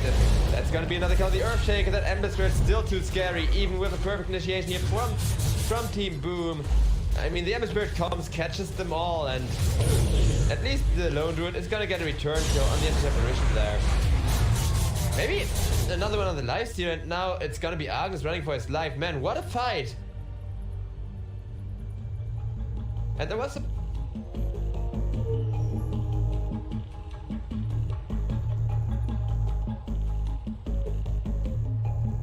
Yeah, plus this Lone Druid frontlining and the Bat Rider who bought back just because he realized, well, it's my job to lock people down, it's my job to hold them in place for Dreamocell to go ham. He immediately buys back and makes that buyback work for him, and up until that buyback, Dota Hero were winning the fight. I was just complimenting them, and then, well, this happens.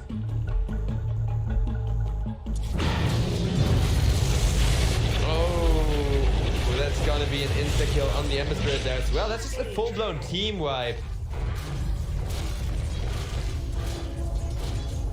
Radiant's bottom tower is under attack.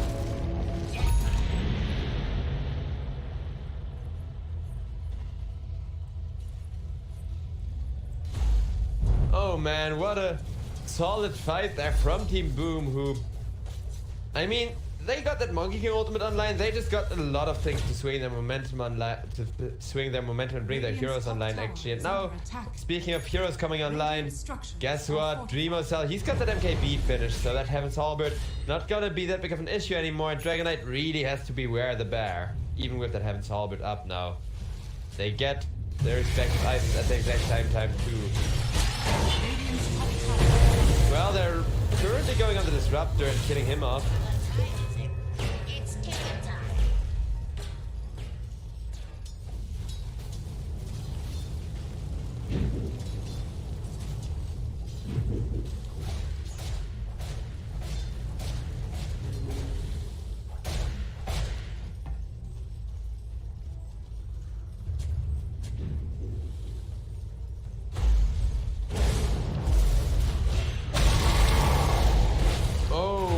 Ancient Apparition.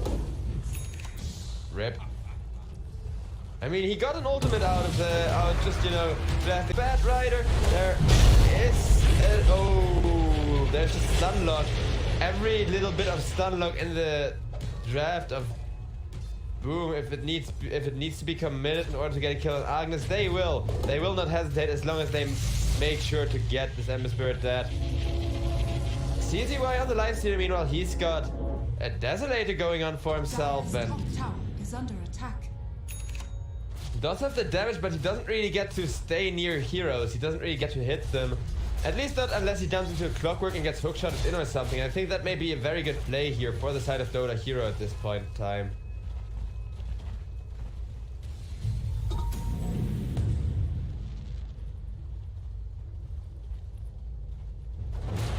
Radiant's middle tower is under attack.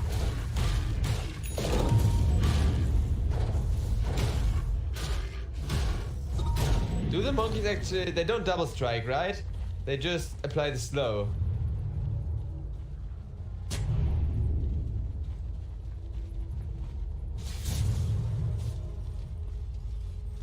Yeah.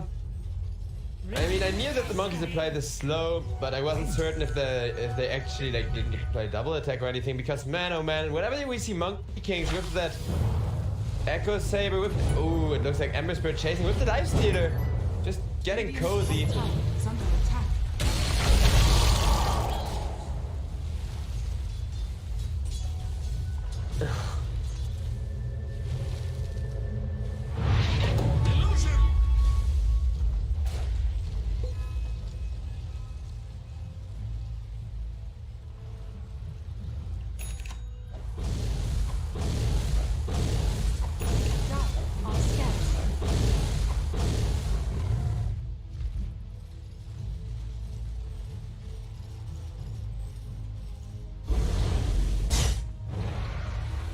Radiant's bottom tower is under attack. Dire's top tower is under attack. And apparently Ember Spirit gets disrupted back and killed off after he had already gotten out of there. That is really annoying if you get caught like that. Now Brandon Bowie gets ran at by the Monkey King, but Monkey King used an ultimate there, and that means Dota Hero could potentially bring in heroes to try and turn that, but they are too busy at that top lane as the Ancient Apparition goes down here with Giant hiding alone now as his lifestealer buddy has died, and that's just two of the three carries dying there and the other carry dying on the mid lane. This is not looking good for Dota Hero all of a sudden.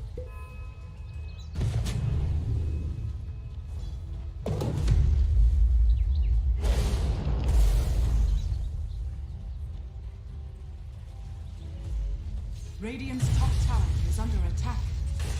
Radiant structures are fortified.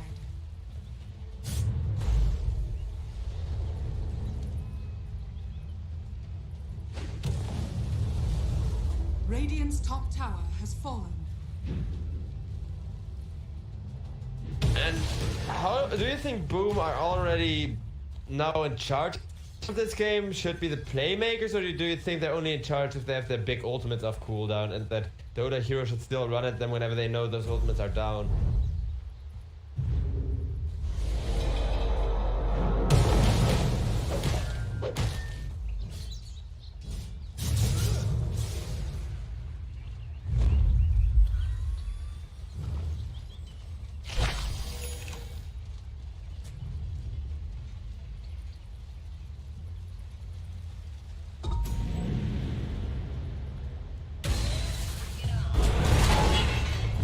They will catch the Bat Rider, catch the Earthshaker as well. In comes the original ultimate, making sure the Bat Rider goes down and Earthshaker taken off the map. Man, that was quick.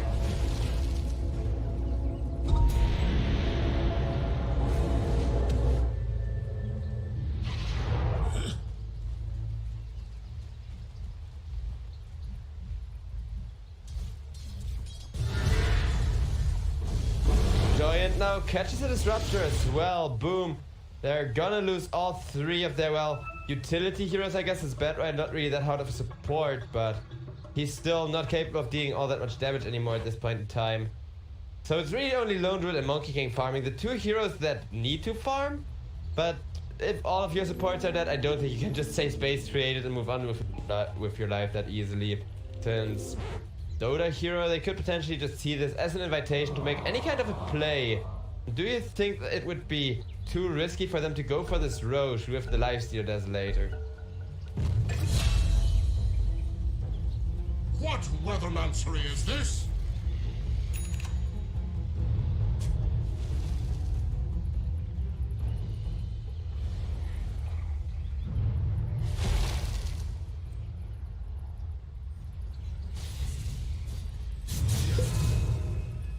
And it seems like Dota Hero may just disagree with you. They are going to try their luck.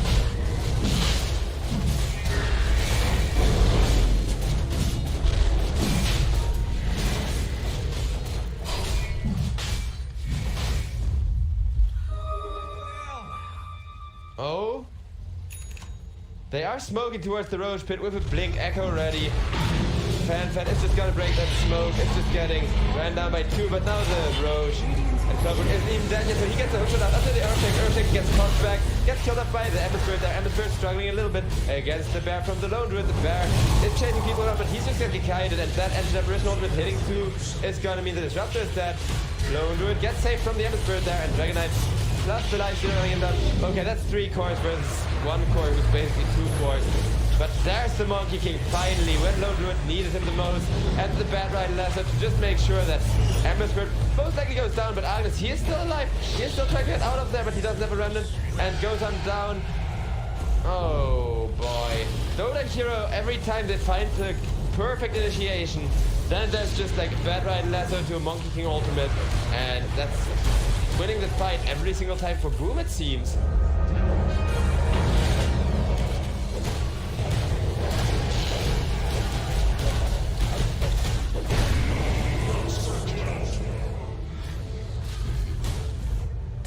Well, you have to consider how much damage that bear dealt in the last fight. They tried kiting the bear around at first before going on the Lone Druid, and then I think it was Dragon Knight took like 1/3 of his health as damage in like 3 hits from the bear or something ridiculous like that. Radiant's middle tower is under attack. I don't know, you can't ignore the Boom Lone Druid ever. This hero, I mean, Dreamo Cell on this hero, it farms so insanely well. He gets so insanely strong. He always builds whatever he needs to prevent people from ignoring the bear too. I mean, he has MKB and Assault Chorus. Even that Assault Chorus being in the team fight means that Dota Hero have very little chance of winning it because they have so much physical damage. And now it looks like Disruptor gets caught by Giant. Nice kill, but Dreamo Cell is there, and going to try and kill off that Dragon Knight once again, who's now taken to half health by that bear, just biting him a little bit.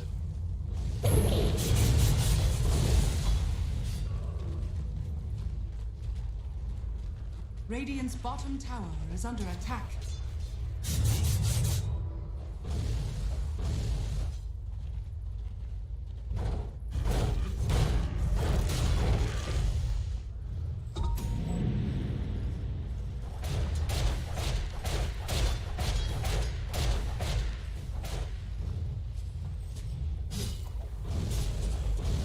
Well, so far you said it yourself, that true form has been allowing him to survive, so Dota Hero tracking its cooldown once they realize just how big of a problem this Lone Druid has become by now. Could lead to a problem, but how long is the duration? 40 seconds. It had like 60 seconds downtime, and now it has 28 seconds downtime. Yeah, I see what you mean, that may be a little bit overkill.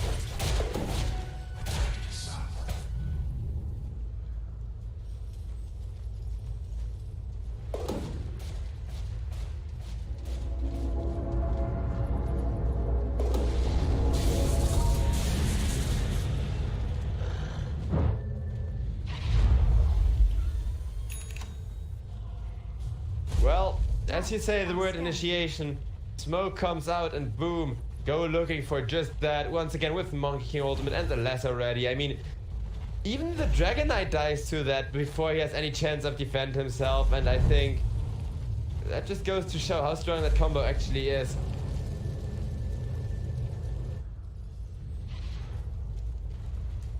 DK's TP pose, it remains so darn cool, man. But Smoke's still gonna find him. Oh, imagine teleporting out from the smoke for the very same smoke to find you in the mid lane again. In comes an Edge ultimate, connecting up to two, that's pretty nice, but this Monkey King ultimate is doing so much damage to the Dragon Knight, and in comes the Edge Apparition, dishing out damage, but the Echo Slam will finish the Dragon Knight first kill of the fight. Now Lifesteal running in, running at people. He doesn't even get the Earthshaker to blink. Gets up just in time, and meanwhile, the other side of that fight is Monkey King just tearing through the Ember Spirit. Now Lifestealer has to run for his life, but he's gonna go down as well, and Brandon Bowie will be caught. It's gonna be a full teamwork. Okay, maybe not Clockwork. Yeah, never mind.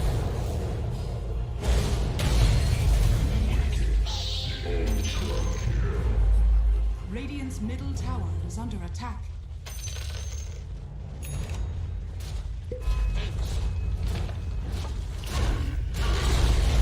Radiant's middle tower has fallen. Radiant's middle barracks are under attack. Radiant's middle Yeah, that ultimate, applying it to everyone is huge. So admittedly, they don't even need it because that Monkey King ultimate is so huge on its own already with how hard this Monkey King is in those fights that every time Boo have that up, they win. Okay, yeah. What did you want to say?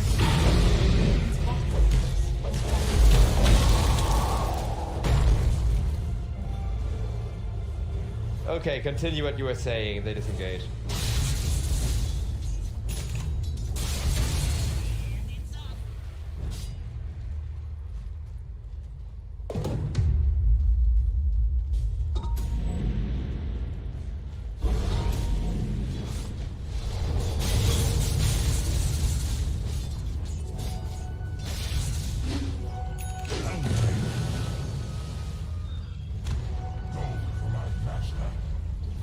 Just out of curiosity, by the way, is the Monkey King Aghanim's Radiance build at all viable? I mean, in this game you don't need it. This is not a Radiance game for the Monkey King anyhow, but I haven't seen it in a while, come to think of it.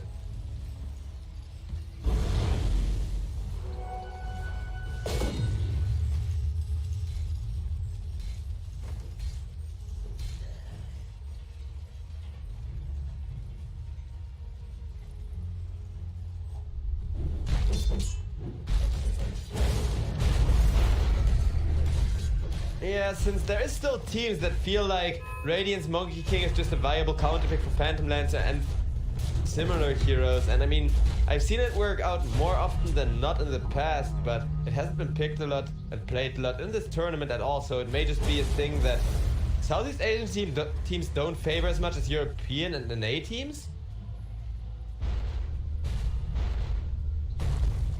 But I think we're just getting a very quiet game here anyhow until that next Broach is up, because boom, they want one more of those team fights and then to end the game.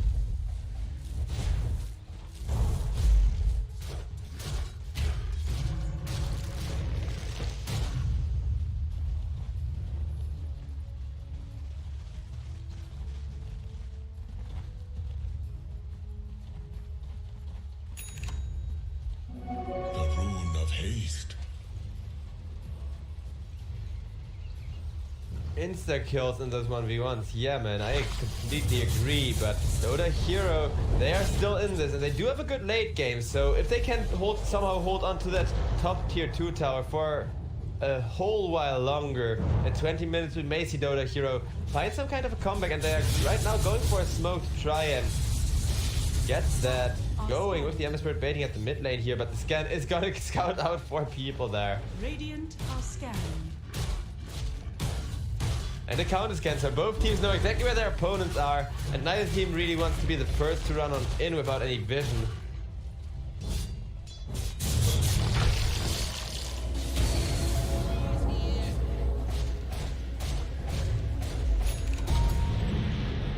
Radiant's bottom barracks are under attack.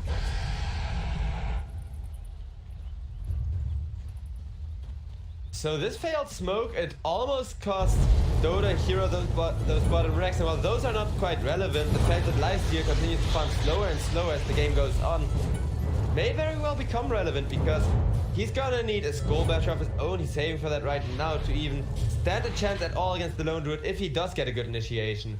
Meanwhile, very close TP out from the Ember Spirit, who remnants all the way to the Dire base.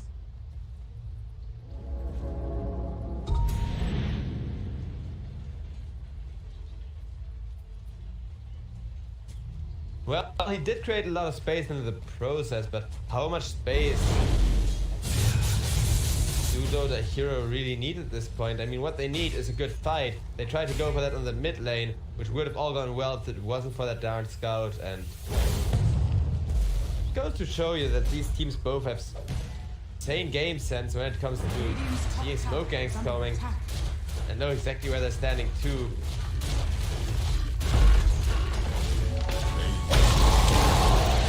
Radiant's top tower has fallen.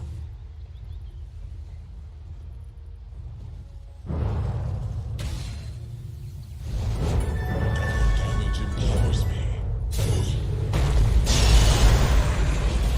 And it looks like that's the last on the Empress version. Is just gonna get dropped here. And that means Team Dota Hero, they may have to buy him back once this Roche respawns in just 10 seconds from now. But it looks like Boom, for now they want another pickup to potentially enable that Roche. Monkey has seconds now too. That's the hookshot in on the Lone Druid. The anti-deprivation ultimate not really doing anything at this point. And down goes the Clockwork. GG. Fan caused it already, but I think it's pretty much justified when the anti-deprivation ultimate was off the mark. That was really the last comeback. Yeah.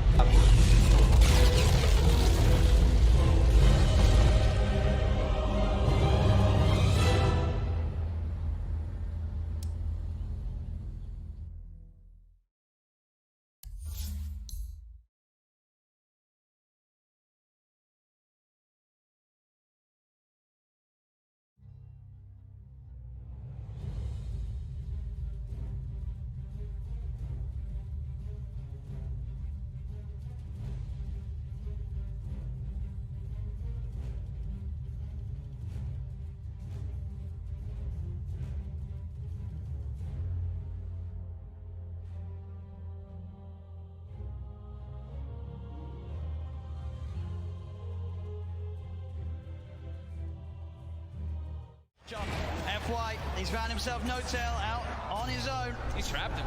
There's No Tail. Is he going to get any sort of backup? No, he's not. There's 3 still dead on OG.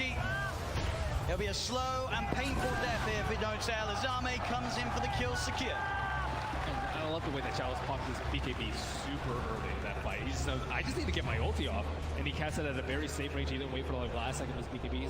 He's not very greedy. I think that's a lot of the reason why they've been winning these team fights. Seb has been struggling, still about 1,000 gold away from his BKB. I mean, yeah, this Brewmaster is a display of perfection, really. It's the highest level in the game with his Bloodseekers. And doing a ton of damage. One of the most damage in the game as an offlane.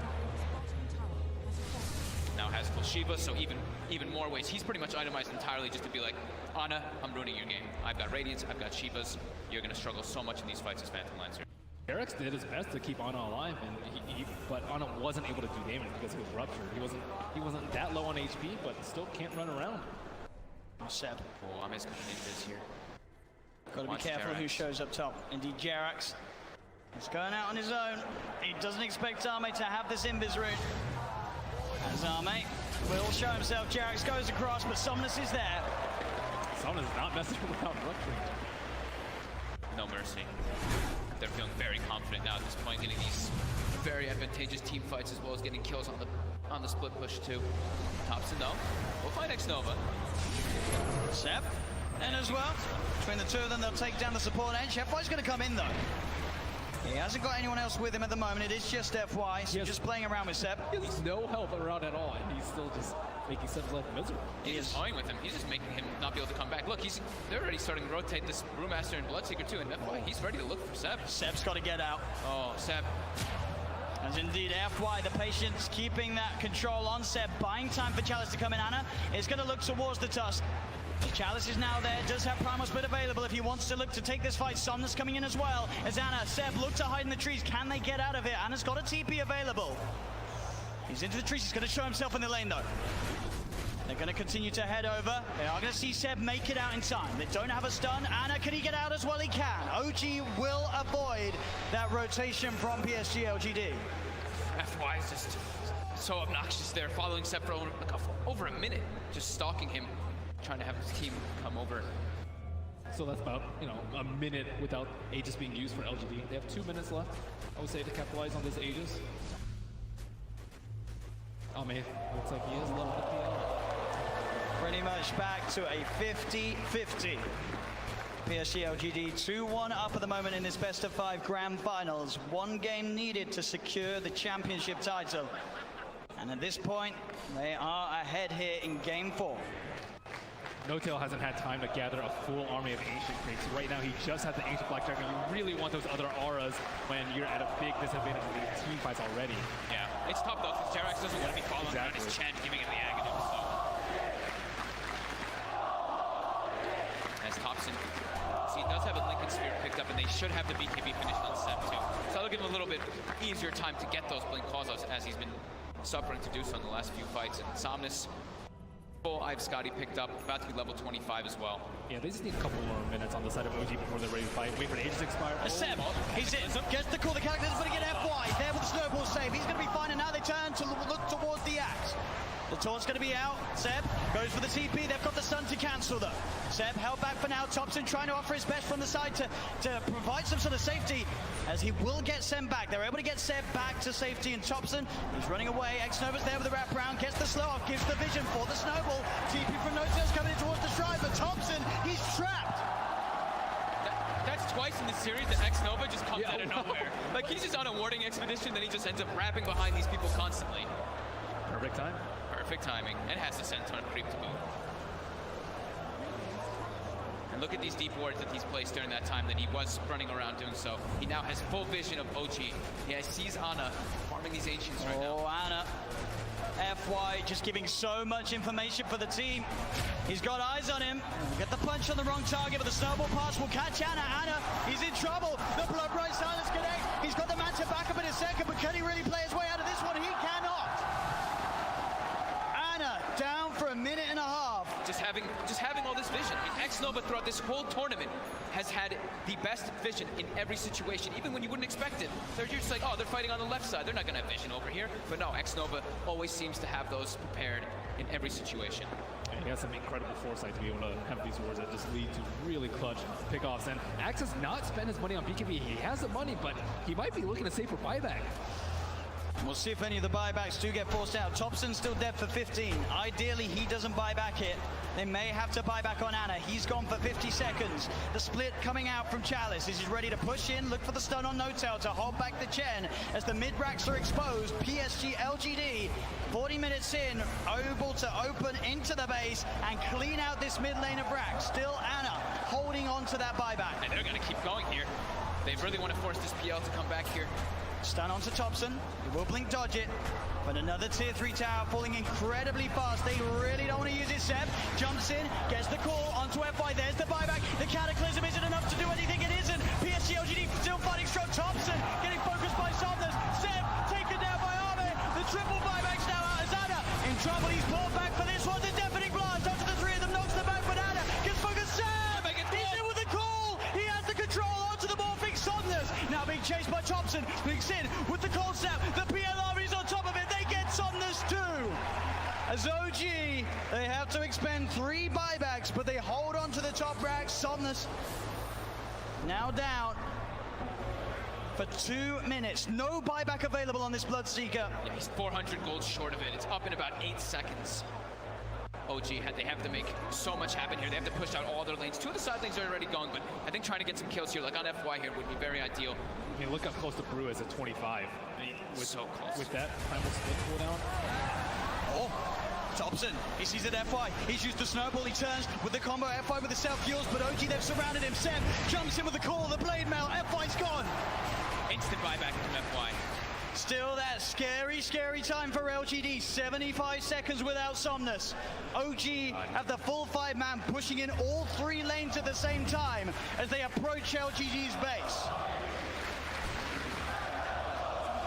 I don't even know if I get the head up with this team fight. the LGD are both, but no blood take up to 60 seconds. This could be disastrous. He's got a full BKB on Seb as well. Chalice really wants to hit level 25 before he pops that primal split. So close. Just got to be careful, Seb. Looking for that blink initiation. Chalice is stepping back. Grabs, they give him the tome. He needed like 5 experience and they gave him the tome just to make sure that he gets it anyway. Just playing as safe as possible here. Looks like OG don't feel that the window is big enough for them to push in whilst this Bloodseeker's still dead. They'll back away. They can't count.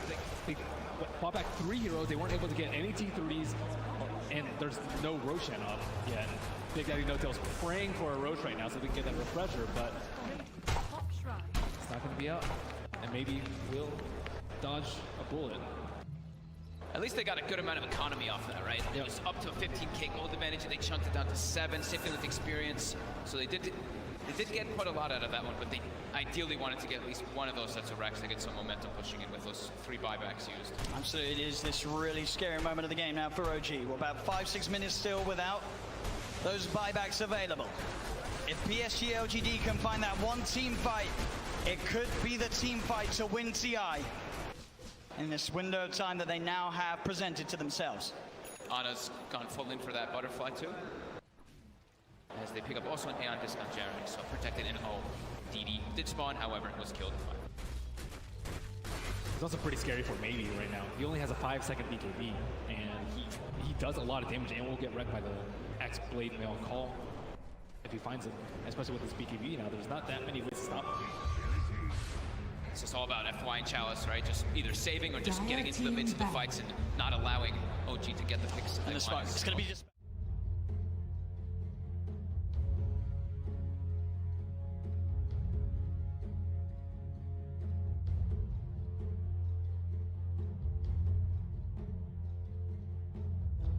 Radiant team ban. Dire team ban. Alright, ladies and gentlemen, and we're back with the final game of the final best of 3 of the day. Whoever wins this is gonna win the series. Don't let the score fool you. That's just the ticket bugging out because first game didn't get counted. Game coordinator issues. You know the drill. Anyhow, Radiant it's team ban. gonna be Dota Hero up against Team Boom Esports for the final time, and that Lone Druid is getting first banned. The Bat Rider immediately getting banned after, and I got my analyst with me, Ascendancy, who can decide whether it's actually a safe idea to ban this many not necessarily hard meta heroes and leave all of those super strong minion picks in the draft for Boom or not.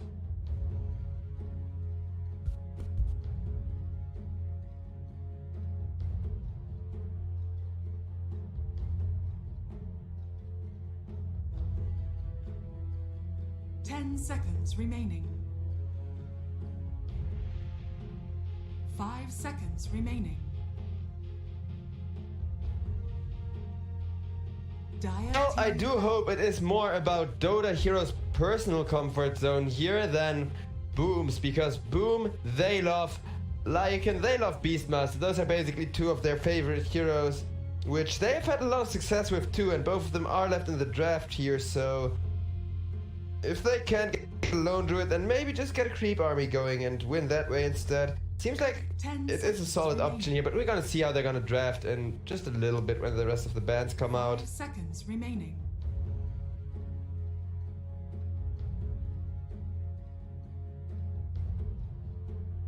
Team Boom, they have banned out the Earthshaker. That may hint at something like a Lycan or a Beastmaster getting picked up here. Or the Phantom Lance for that matter. I mean, it's not like you necessarily have to pick any one of those heroes to ban out the Earthshaker, but considering that Boom run that hero themselves with, on average, pretty good success, does make me kind of think they have something premeditated here.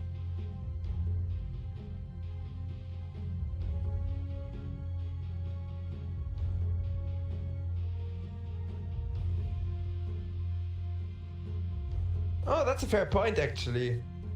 I do hope it's gonna be a greedy mid. That would be fun to watch. So Boom, they are usually more comfortable on the aggressive side as the ones forcing the fights. I think a little bit of greed against a team like Dota Hero who can... I mean, last game, yeah, the lifesteal just kind of didn't have enough impact and Boom used that for a quick finish, however. Usually Dota Hero like to be in the late game position more. I mean, this is literally a team who favors the early game up against a team who favors the late game. And the picks and bans kind of do show that already. Well, it looks like Dota Hero are gonna be actually the ones to run the super greedy Void Spirit mid lane. Also a pretty good hero at dealing with stuff like the Earthshaker Queen of Pain combo.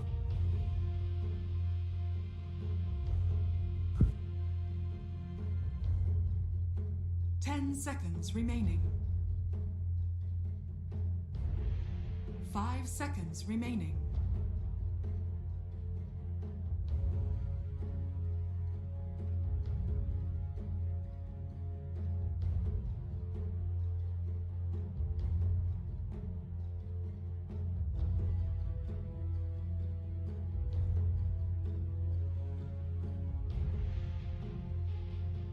Well, fair enough. I mean, in terms of impact, I wonder anyhow if these two teams being matched up against one another.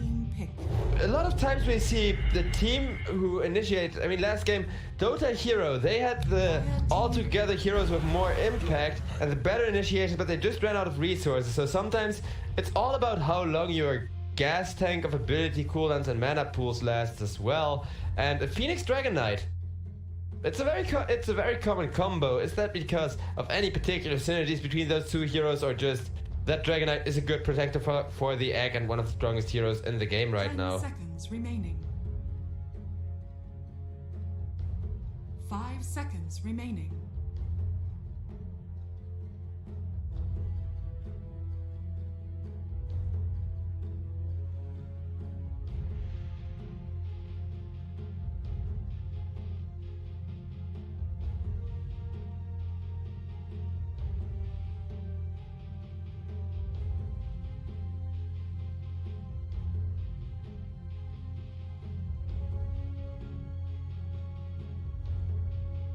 Dire team ban. Witch Doctor.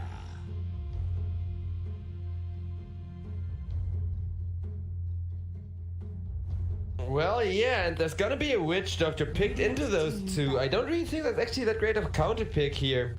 If anything, Dota Hero picked it out of comfort, I think, because Phoenix kind of... I mean, if he Icarus dives, he gets his dive off anyhow before the stun connects. He flies faster than that Witch Doctor cask. As for the Dragon Knight, I mean, okay, the Maledict is nice on him. A good amount of magical damage, but both of these heroes have a way of dealing with the Witch Doctor ultimate. The heal isn't yet that relevant because Dota Hero don't yet have any good tanks. Have they just picked this hero up for the Maledict? Do you think they're planning synergy? Why this Witch Doctor out of all heroes?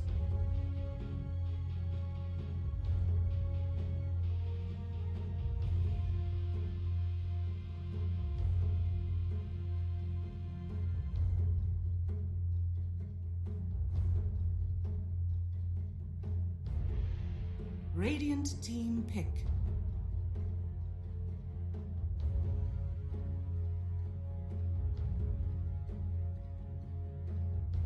Huh, that's actually a really fair point. And I mean, I said it before, Boom do love Lycan as well. Lycan's gonna get banned out. That's a huge ban here. And I think if we see Boom using up reserve time now, then we can be certain that they were hoping to pick up a Lycan 10 next. seconds remaining. Because Lycan with a Dragon Knight, that's just 5 huge. seconds remaining. I mean, both of those heroes have insane tower push. It looks like, I think Boom wanted that Lycan. I think Boom really wanted that Lycan. Dire team pick.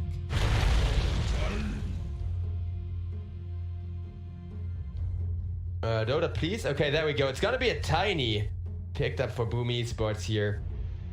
Even more CC, a great Act Protector as well, because of that avalanche being so significant to stop people from hitting it, especially with that reduced attack speed, since they don't even get a hit in between the stuns or whatever. And a lot of nuke damage too. I mean, if Boom get a Blink Dagger on that tiny, even if it's just a tiny support, and have him blink in those team fights at the low health heroes, I think he can really mitigate the weakness of Dragon Knight and Phoenix, which is finishing off people who they are planning to trying to kill.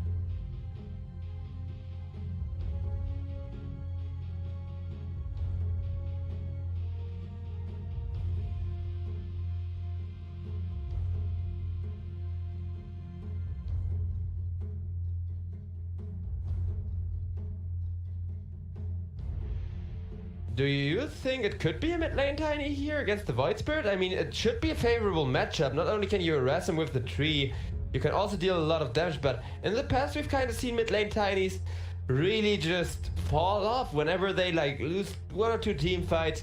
You can see them having a lot of trouble, you know, getting back into the game. Radiant team pick.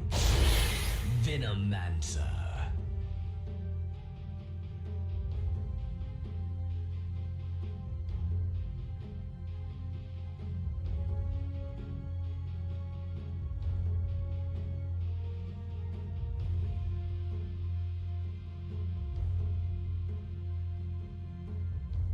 Ten seconds remaining.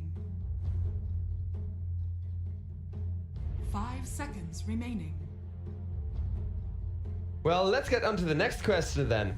Which Doctor carry or which Doctor support this game?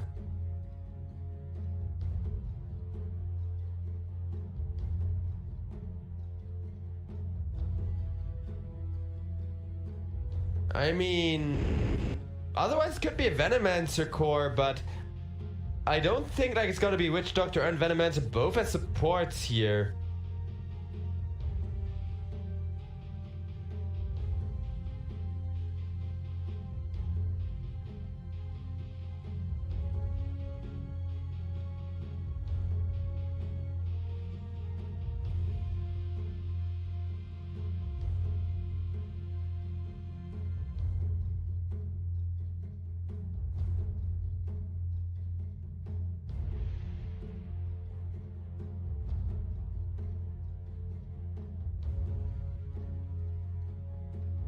Dire team pick.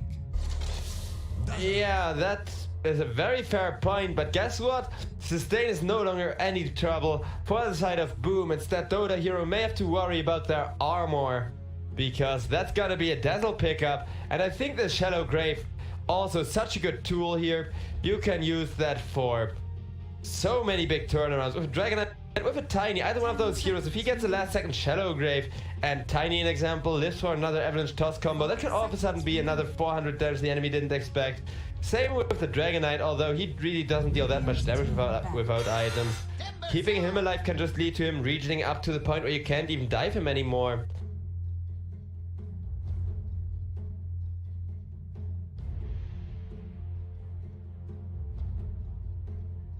Man, I swear it's so nice to cast with you because we think exactly the same thing here. This is gonna be a really good Timbersaw game, and now Dota Hero look like they have a really strong draft.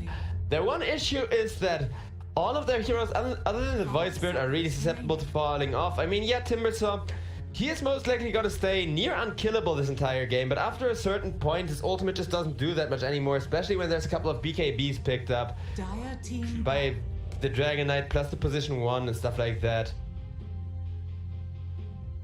But Dota Hero going into the lanes here, they should definitely pull ahead like 1 or 2k when the laning stage ends.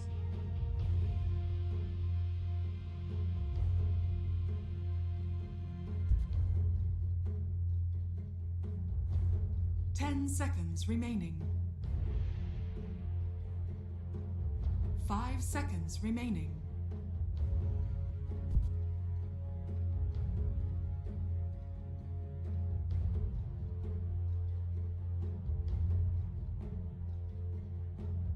That would be a huge pick here, actually. I think that could be one of the better picks if the last pick agrees with it. Especially because Boom, honestly, from what I've seen from Keyscute's draft, I think he's still at the very least considering that Beastmaster somewhere in the back of his head, because it's the one creep army hero that hasn't been banned out, but against the Venomancer, the Timbersaw, it's pretty obvious you can't pick that. The creeps would just get destroyed instantly. Radiant team pick. Destroyer.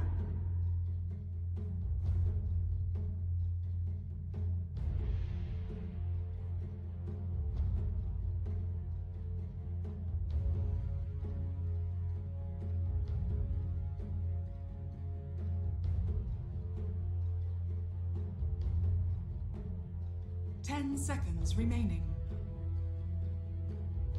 Well, I think the Urza, with whom do you lane him? It's gonna be Urza Venomancer or Urza Witch Doctor. Both of those have a lot of kill potential after all. Weaver. You may now select your heroes.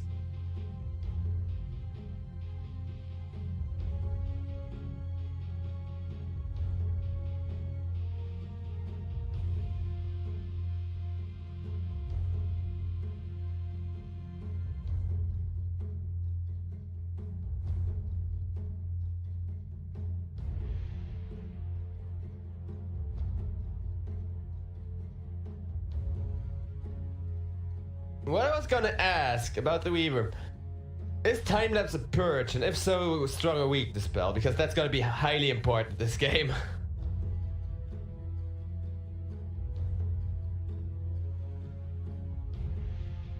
10 seconds remaining. 5 seconds remaining.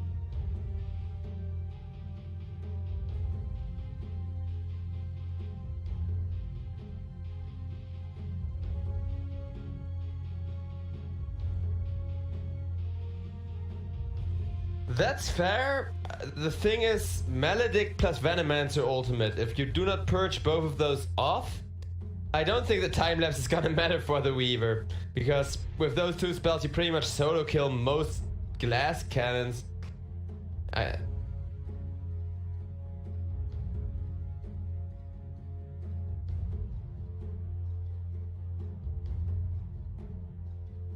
I'm guessing Weaver has a hard game here. You say you disagree, but which team do you favor altogether draft-wise? Who's your favorite going into this?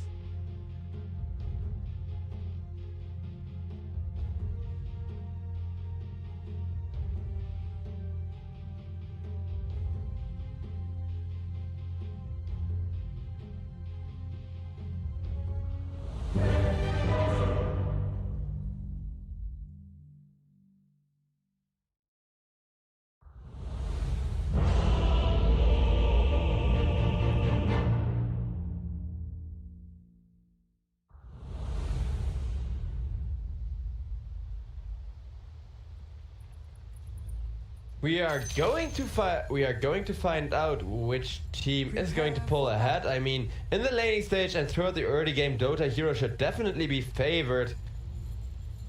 Dragon Knight, he needs at least level 6 to become truly a relevant hero. Until then, all he does is reduce attack damage and take a lot of hits to the face. Dazzle, like you said, that's gonna be a really important lane to watch, especially because it's gonna be that core Dazzle with support Tiny.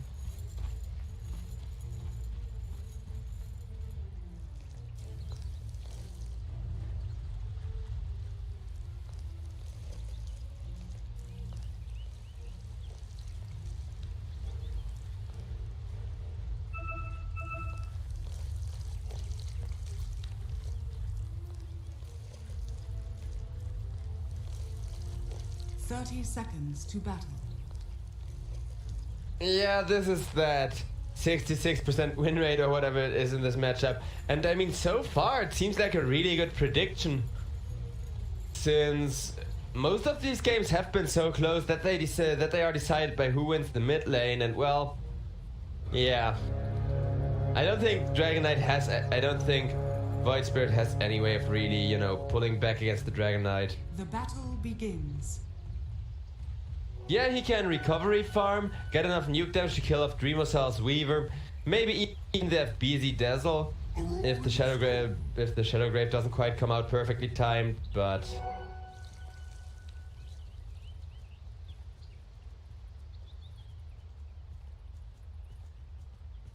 I think this entire game is just gonna depend on whether the Weaver is gonna get caught, and if so, how much, because as we both know, Weaver just has insane damage output going into the late game, especially single target, and that's the one thing Dota hero don't really want, because yeah, they got an Urza to run people down with, but he can get kited by pretty much everyone here anyway.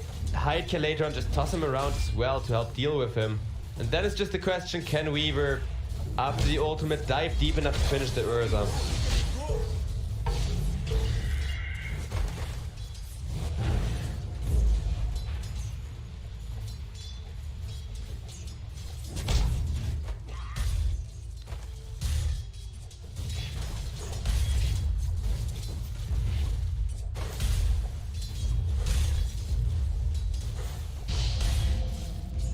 And Fenon's Venomancer is already doing a ton of work on the Tiny. Even with just this poison sting and a couple of right clicks, because Tiny's 0 armor at level 1, that's so painful to deal with. There is literally no way of playing around that actually.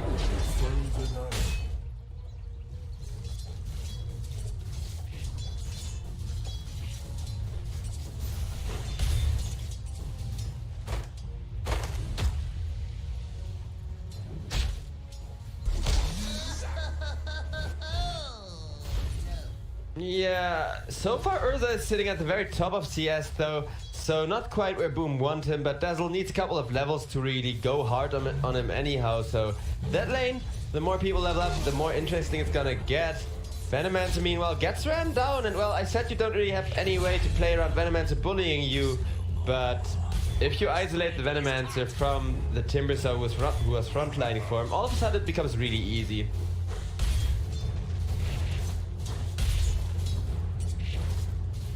Oh yeah, I know that feeling. I know that feeling a little better than I would like to.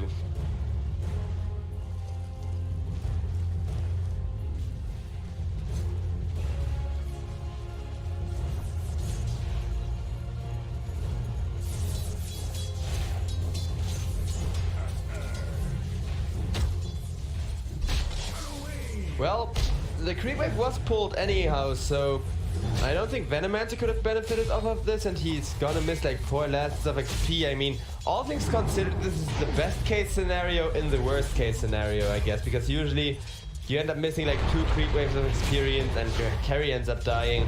But thankfully Timbersaw is actually really comfortable just sitting alone in lane and kind of doing his own thing. Meanwhile, CZY on the Urza now does have some pretty darn good harass, and Brandon Bowie is gonna have to start healing this Urza a lot.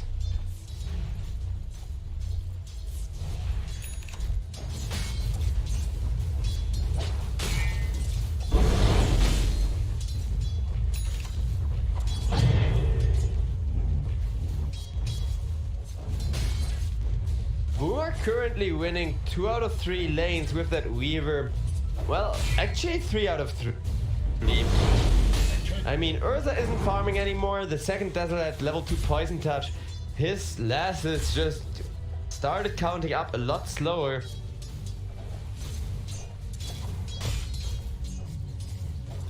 And Dreamosaur on the bottom lane. Yeah, Timbersaw is gonna start being an issue, but he isn't right now. So until then, Dreamosaur on the Weaver is gonna secure himself a ton of farm, a ton of momentum to catch people with, to dive onto the backline and kill off a couple of supports quite easily.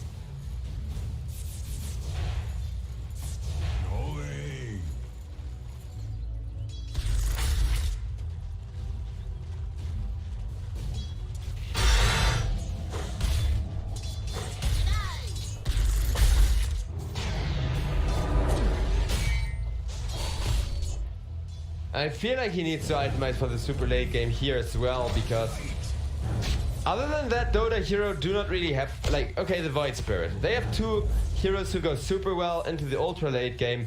Witch Doctor isn't bad, isn't necessarily great either. And Venomancer and Timbersaw just kind of fall off. So I think... Yeah. Wait, actually...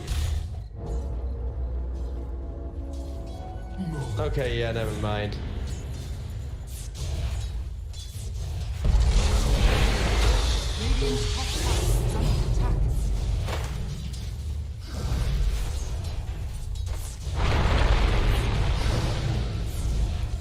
Yeah, Brandon Bowie is just gonna take down. He's still running, he's still healing, and is he gonna take out?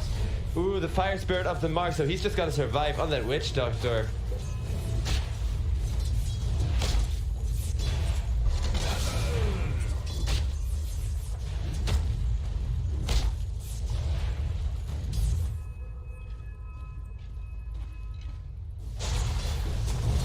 Really? It's not that good, because I thought this was the meta. I thought you're just nowadays getting instant reported for not skilling Voodoo Restoration on level 2. Literally the last 5 Witch Doctor games I've casted, it was Voodoo Restoration pretty much every single one of those times. Then again, you do need a tanky hero for that to work, but Urza is really good for it, Terrorblade is really good for it. A lot of those meta heroes just have very high base armor nowadays.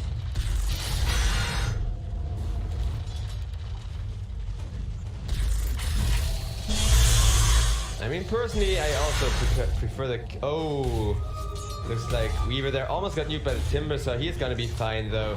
Brandon Bowie is not gonna be as fine on the middle lane with the Tiny coming around the corner, just saying hey there. And that's 1k gold lead for Team Boom already established here.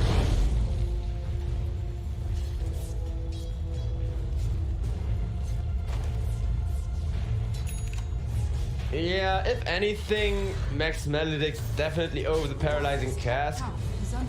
Since while the cask scales really well, it also becomes really darn mana intensive.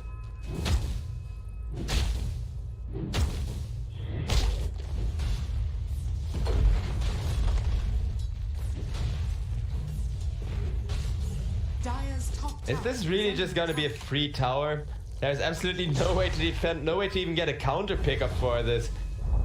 And that's a 7-minute tower going around for Boom, who are now 2k ahead. Who are continuing this aggression against Team Dota hero. So I do really like the Venomancer still just jungling it up, making sure he gets some relevant last hits. And speaking of that, we are gonna switch over to the network and see that Boom are just as far ahead as we said here. But Giant did get a lot of farm in the lane stage. This Timbersaw, he has the ultimate, he has a lot of nuke damage. If he could just fight 2 or 2, 3 and 3 fight in. But it looks like instead it's just gonna be pickups for Boom here. As they try to go for another one on Urza, almost get him too. Dire's bottom tower is under attack.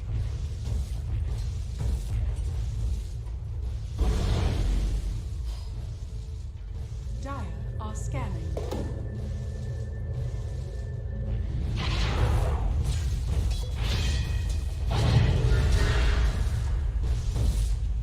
And pushing that mid-tier 1 tower at a pretty scary rate still. Radiant's bottom tower is under attack. Dire's middle tower is under attack. Does Dreamer tell? Ooh, okay, maybe he does need to handle him.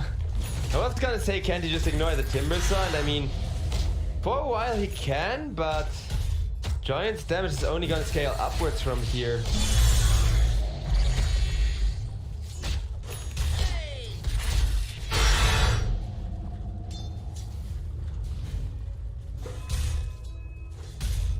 Meanwhile, the entirety of Boom just trying to take control of the Dire jungle here, doing a pretty good job of that as they run down Brandon Bowie, catch him with the Dragon Tail, and a bunch of fire spirits to the face.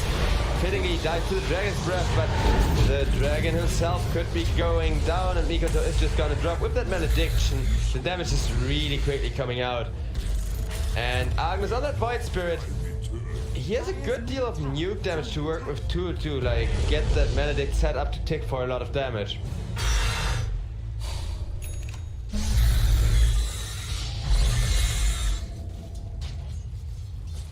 Dire's top tower is under attack. Dreamo Cell, I think he's just gonna continue leeching XP mid here. Okay, never mind. Dragon Knight comes back into the lane. I thought they had switched the Dragon Knight up against the, like trying to keep him up against the Timbersaw, or that defensive position and let the Weaver farm, but seems like Radiant Team Boom, they seem pretty fine with where they are, and they just go looking for more kills. We'll try to get Fan here. Fan going for the TP out and is gonna succeed, even with that heal bomb coming out from a BZ who admittedly seems to be struggling quite a bit in terms of mana. Dreamo Cell got a bottle though, who's getting refilled. They almost got a kill for it too, but yeah, looks like the outpost 50 there, and he's cute. under attack. Imagine taking half of your health as damage in like 2 seconds. That's a Timbersaw, alright.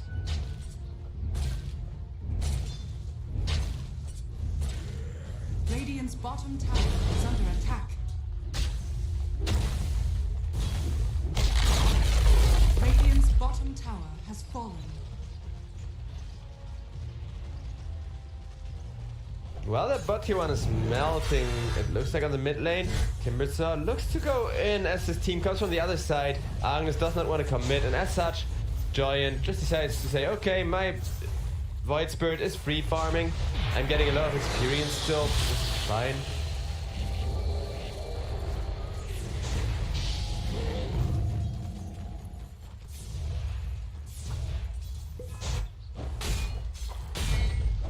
Radiant's middle tower is under attack. Gonna be a pretty fast siege at that, with 4 heroes rotated in. The only one who...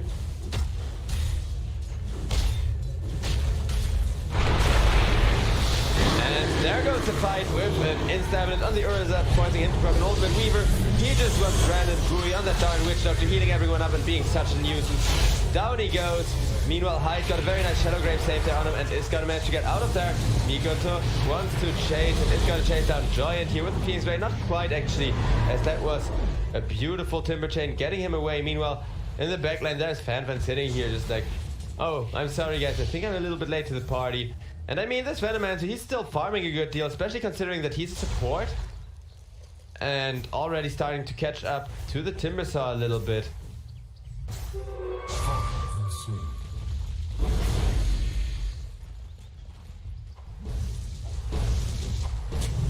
Against the Phoenix too, by putting it on the DK of course, because that Sunray, it's a crazy heal. It's a percentage-based heal, so heroes like Dragon Knight, heroes like the Tiny as well, they just benefit so much from it. Venomancer could not get caught for sticking around, but he's a Venomancer, he has a ton of slows to work with and can't be chased even with the Dragon form. Instead it's gonna be Dota hero going for a very aggressive smoke into the Radiant jungle. They will catch Hyde. We'll just go for a kill on that Tiny. Well, meanwhile, Mikoto running for his life. And on the top lane, we just got Boom trying to push more towers, trying to take their opponent's farming space away as much as their farming space is being taken away. Dire's top tower is under attack. Radiant's middle Oh, it looks like this time they're gonna give up the mid tower, but getting like the tier 2 tower maybe in exchange. But actually, Void Spirit TPing there, defending. Looks like Dota hero, they reckon defending their own towers is more valuable than taking them. And while in general I agree with the sentiment, Boom, they want to fight this with a Weaver Phoenix, decide against it and decide to just smoke up, well, at least for the Phoenix.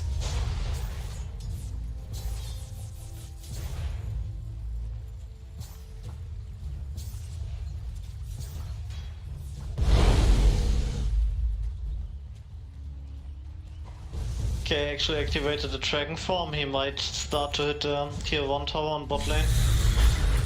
He also now has a Shadow Blade, so after that we're also gonna see him take more of that initiator role. Is there... Well, yeah, you can break the Urza with Silver Edge. That alone makes it worth building here, and the reactive armor as well. Radiant are scanning. Well, this Ursa is pretty close to Battle Fury, and I actually have like a 3 entrance stack. So when this Ursa gets Battle Fury, he might be able to get a pretty big stack. Oh, it looks He like... could definitely use the gold. He's 500 behind on the Weaver here.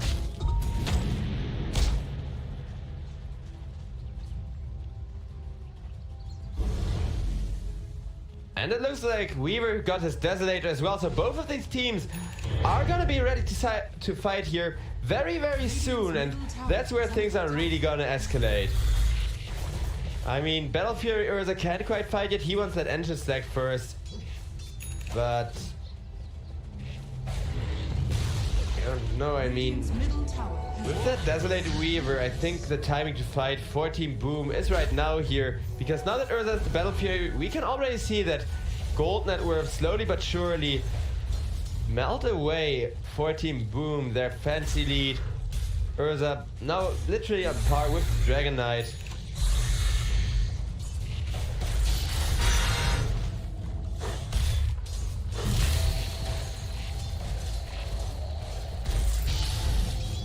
And it looks like Tiny comes in with an avalanche toss on the Witch Doctor. Witch Doctor gets the return stop before Phoenix finally kills him off. Tiny, Maledict for a lot. Thankfully, heals relatively effective against Maledict, but it looks like Boom want more. They are not gonna find it on their Weaver there.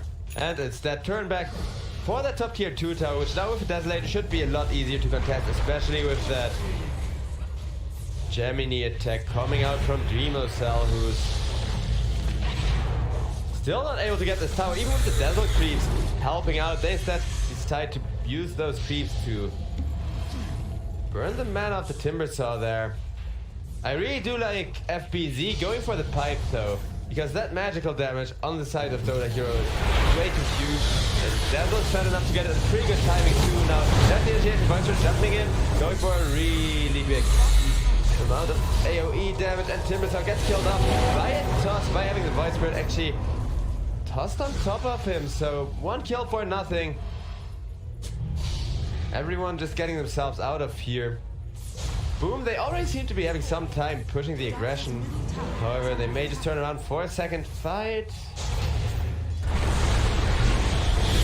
Oh, there it is. The 2-man avalanche. Toss denied, so with the Urza, that Tiny is just gonna get pretty much insta-killed with his armor value. Wow. Oh, yeah. The Weaver actually dropping pretty low, but she has time-lapse ready, can easily get out of there probably. We are gonna see about that Maledict interaction if he presses time-lapse right now, because we already saw it. It stays on her, but you don't care really, because Maledict only is effective if you have less HP than when it was casted and time-lapse is healing you.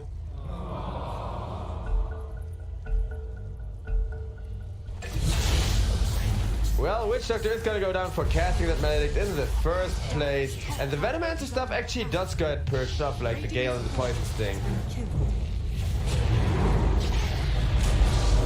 Weaver, however, he just still gets killed off by Agnes there. A nice return kill and taking away a lot of damage from Team Boom. If Boom still consider fighting this, I don't think they can. Beaver now gets caught by the... Oh, he gets caught by everyone and gets killed off. Dazzle trying to go for a TP, and Dazzle's gonna manage.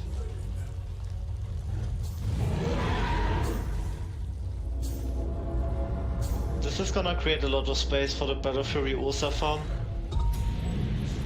Yeah, and he's already sitting on top of net worth now, looking to buy some of those really big items. Looking to buy some of those really big items to allow him to catch people, to allow him to run down people. I think a Blink Dagger would be pretty good here. Would you agree with that or not? Because I like the idea of just blinking on a Phoenix with a Skull Basher later on, blinking on a Tiny with a Skull Basher later on, and for now, the ability to escape if you see the enemy running at you would already save him. And he is the only target that really matters because he's worth a lot of gold. I don't know, I'm sure the build is Yasha, Mask of Death, Sunshine Yasha, Satanic. Dire's bottom tower is under attack. He just wants that set of resistance and sustain. Like, if he has decent attack speed from the Sunshine Yasha and he just can't die, and even if you damage him, he's just reaching up again. Like, he just wants the people and you can't handle him. He deals insane damage and he's insanely hard to kill. It looks like the Ursa opted to go for BKB. Not really a fan, because I don't believe they have that many BKB ability he cares about, and most of the stuff they have he can actually handle with Enrage.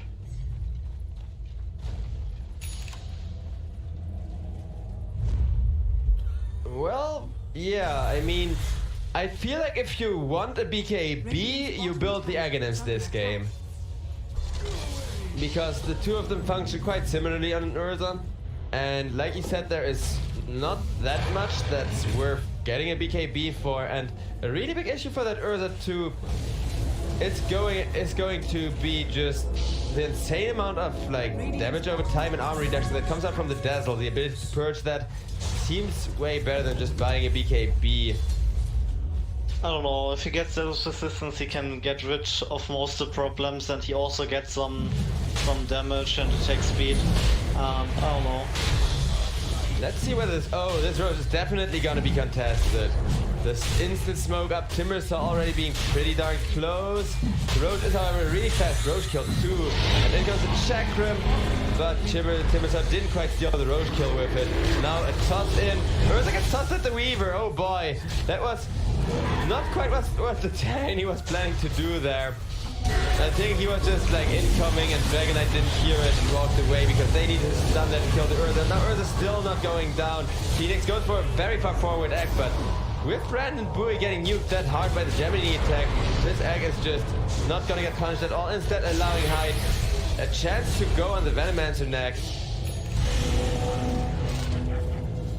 Venomancer for support, this guy is super farmed. I mean, he's dead for nearly 45 seconds. It's going for that Atos too, for some much needed catch here, especially for the Weaver.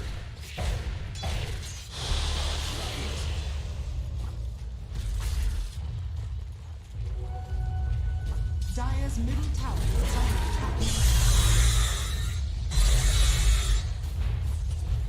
And Dazzle's just pushing a surprising amount with the Necro Book while saving up for that pipe still. Should have it soon though, and the Hood of Divines can already do a lot for FBZ here.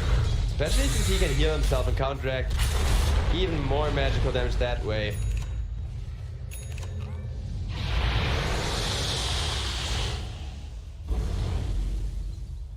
Boom, they want to push. They know full well that even with an Aegis, that is a dangerous game to play here.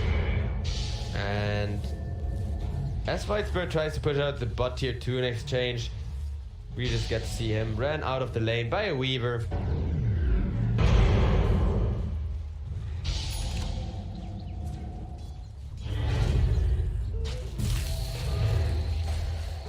Weaver now trying to run down the Whitesbird. Whitesbird gonna be just fine though, as he still has another ultimate charge, and Weaver can't dive the tier 1. If that tier 1 wasn't standing, I think this Whitesbird would have been dead here too.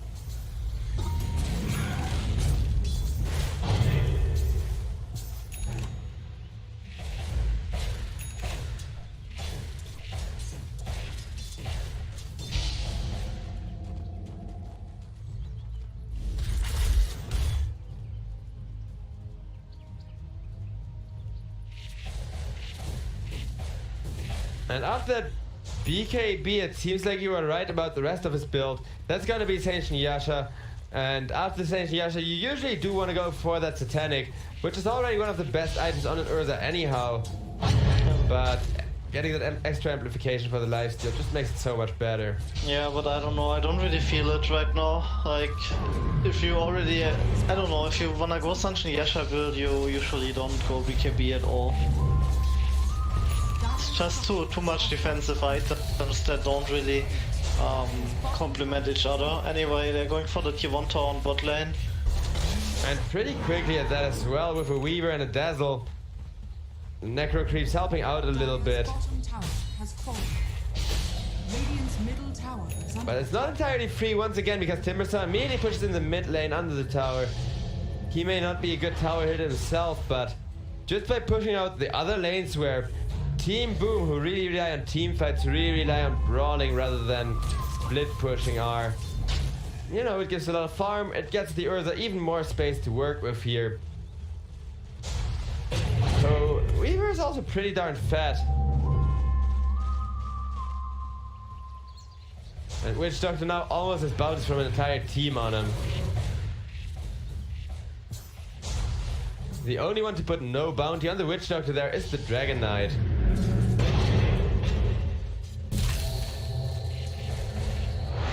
White Spirit managed to TP out because Dragon Knight had some really messed up pathing on that Dragon Tail there. Oh, I think if he used the Quelling Plate, he could have killed him. By impact.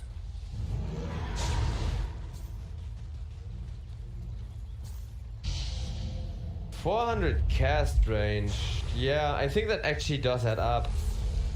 We got a smoke now from the side of Team Boom, who do realize they may be ahead, but they cannot push anymore, at least not without going for a smoke like this. It looks like Weaver revealing that there's Radiant's there. top tower It's just gonna kind of get everyone to disengage there. However, disengaging doesn't really matter to Boom, because if they just get an objective out of this, it's already worth it. And they will not yet get an objective because they're running down Fan on the Venomancer, but now that mid tier 2 is just gonna melt. Dota Hero, every time, they are kind of the ones responding to the enemy push that say, well, okay, we see you're pushing, let's try to tower trade here. However, Boom, they just have way more push with that Weaver, and with that Weaver having picked up a Desolator. Meanwhile, Void Spirit, he's got an Aghanim, now saving up for a BKB of his own on the Void Spirit. I like it a lot more though, because he's a fast hero, he can get around. He's not susceptible to being kited whatsoever, and then a BKB is really necessary, because if you can't be kited, the enemy will just stun you up. They're pushing the tier 2 tunnel, but Dota heroes are ready to defend this time. Let's see already, they actually are. It's an initiation happens. Timbersaw goes in. The Medic gets thrown down. Weaver runs down the Witch Dog for that one, so, and gets a ton of bounties going. There is the egg. Urza wants to kill the egg and will succeed at that with a little bit of help from Agnes. Where's the Weaver? Weaver now right clicking down the Urza. That's a huge kill, especially because Urza was on top of net worth. And it looks like Venomancer will just be the next as Primusel gets himself a triple kill, ignoring the Timbersaw and unable to kill Agnes there because the Urza was simply more important.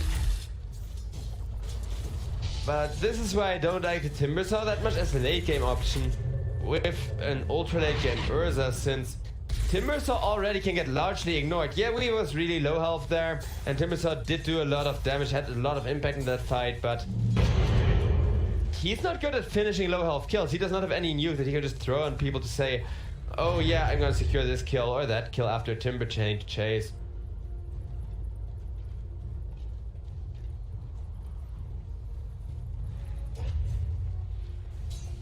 Meanwhile, Weaver seems to be opting for that Eye of Skadi. Ton of attributes, a real nasty slow to help kite the Urza around, some healing reduction to counteract the Sanctioned Yasha on him as well, plus any kind of heals coming out from the Witch Doctor.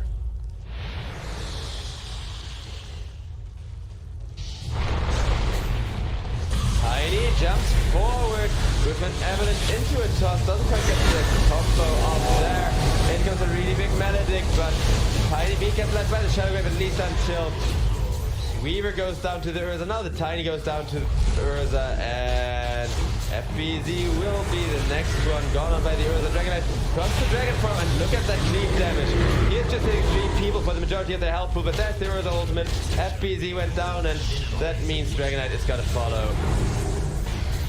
Dota Hero, they go for an unexpected team wipe.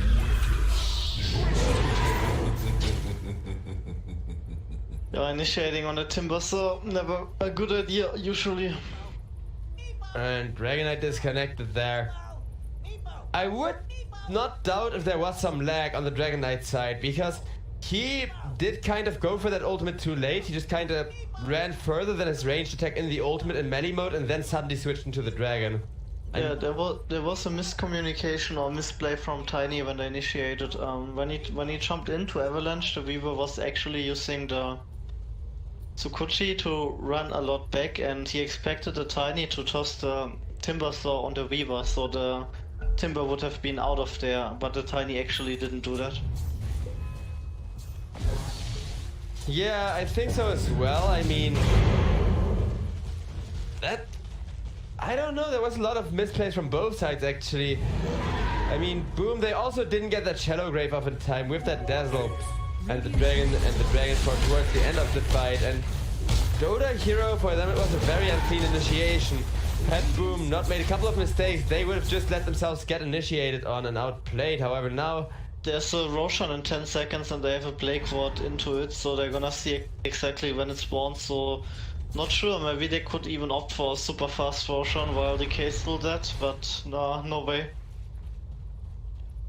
Anyway, they know no Roshan is up. Maybe they even go for it. They know they don't have a Dragon Form on DK. With an Urza, I feel like you just kind of should. Even if you're doing a Roche against 5, you're always getting the guaranteed last, and as long as you make an inventory, so just spam click fast enough. It's kind of like bounty runes. You really just have to worry about your opponent initiating into the Roche pit. Tiny does have a Blink Dagger for that purpose though, and as such, Boom, come towards Roche. will not find anyone in the pit. However, Roche is up. They will scout that much out. And if they find a pickup or two with the smoke, then Boom could quite easily snatch that Roche from the Urza who would really want that Aegis. Gold net worth wise, it's still 4k lead for the side of Dota Hero, but I think this game it's not about gold, it's about power curves and experience and initiation. Oh boy, they found the Orb of Destruction and that's gonna allow Urza to hit even harder. Dazzle, it's gonna get found as well, and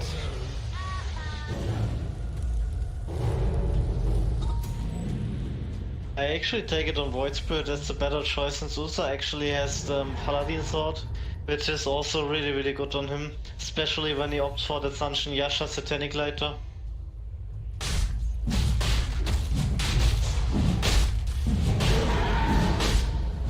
and those Fury Swipe stacks got purged there from the Roche, so CZY, he has to build them all up again. Well, now the Weaver runs in looking for a couple of kills, but Void Spirit jumps out with his BKB. Weaver BKB'd up as well.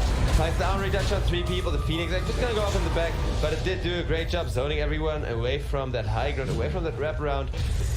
But Boom, they just used a lot of resources there, just trying to get any kind of kill, any kind of pickup. There is the Silver Edge break on the Timber Tower, but no follow-up as the Weaver was just stunlocked for that entire duration. And the Tiny getting ran down by Agnes now as well. Well, there is a buyback being used on the Weaver. And on the Tiny, it looks like Boom, they're just gonna go all in here. They know whoever wins this, Roche is gonna get a huge advance, but the Dragon Knight's now gonna go down, and Dreamer's Health just has to walk out of there. There wasn't even a single buyback yet from the side of Dota Hero. They're just running at their opponents, and one buyback after another comes out from Boom because they know that this Roche is gonna potentially just allow Dota Hero to maybe not end the game, but get to a point from which they can't come back anymore. But now it's a 13k gold lead, and Roche is gonna get taken insanely quickly this time around because Urza isn't gonna be forced to walk out of the pit and give up his precious Fury Swipe stack here.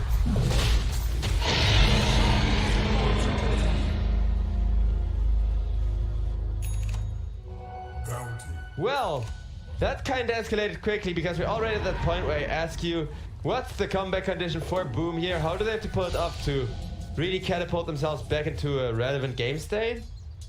I don't know, it's actually pretty hard.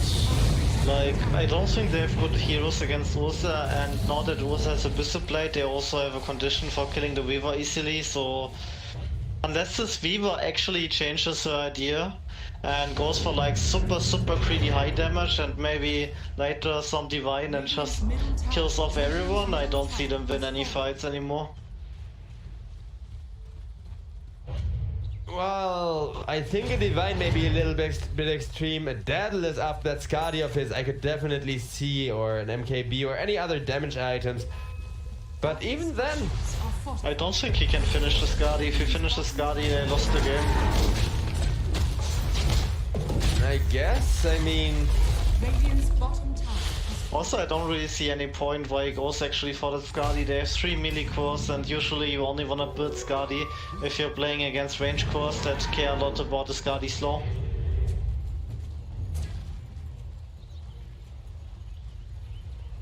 That's actually quite good to know. I thought Skadi was always quite decent against heroes like Urza, so this Urza doesn't really maximize his healing potential yet. He is now saving up for that Satanic, so then a Skadi could definitely become relevant. But until then, really just gonna... I mean, he has enough mobility anyway. He has the Bishop Blade to catch up to people in the Earth Shock, so even, I mean, the Skadi, let's see what the values are on melee heroes. I think it's kinda... It's 20% on melee heroes, that's kinda the same amount as the Orb of Venom on melee. So, I don't know.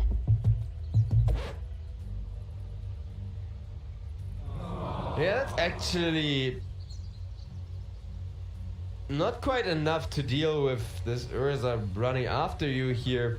So I think it was more for the Satanic heal, preempting that item kind of. Because I'm afraid that CZY on this Urza, once he gets that Satanic, he's just gonna be unkillable, and then Dota Hero can just AFK right click any one target on their Urza, and watch him tear to shreds pretty much. Yeah, but anyway, they need to be super careful when going high ground. They have insanely good high ground defense, and if you start bad into a fight and you lose one or two heroes, they have like a lot of control actually, and like Boom can always win a fight that starts bad in order catching the Phoenix. All stars fall. That's a godlike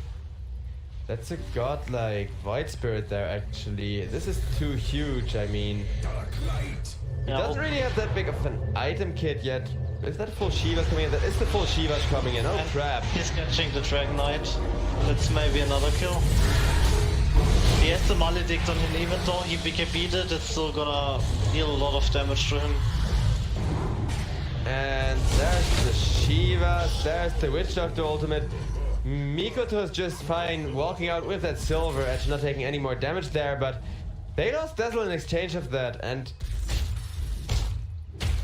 now it's really all about can Dota Hero find a good chance to push here, find an opening. They're already pushing out the bottom lane, so with one lane you usually see some creep skipping by Radiant's middle the tower. time that the next creep wave is needed here.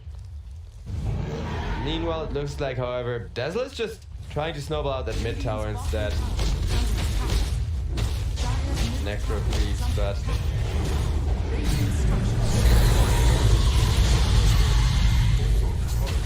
that is gonna be Hyde, dying, getting caught. As long as Boom are always one hero down, Dota Hero can just chill here up the high ground until the Aegis gets decayed pretty much. Doesn't look like they're defending. The Weaver's farming like the last 100 gold for her Skadi. And then she's probably gonna head back to the base.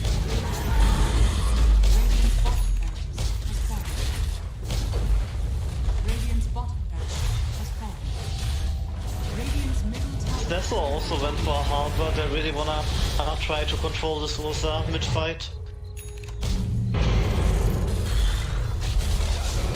I wonder if they can. I mean, if they do indeed manage to kind of deal with this Urza, it's gonna be huge. But look at even the Dragon Knight with the Dragon Form sitting on the top there. There it goes. Urza finally gets the jump on him. CZ-wise BKB has been activated, so it's gonna wear off pretty quickly here. He gets tossed back in. Mikoto is gonna be just fine with Dragon Knight. Hyde is not gonna be fine for that toss play, and with the Glimmer Cape on the Urza there, he just gets 2 off back. He gets to chill as soon as he's out of the towers. Meanwhile, Weaver getting caught next. I don't think they have the damage there, especially with that Benedict being thrown on him.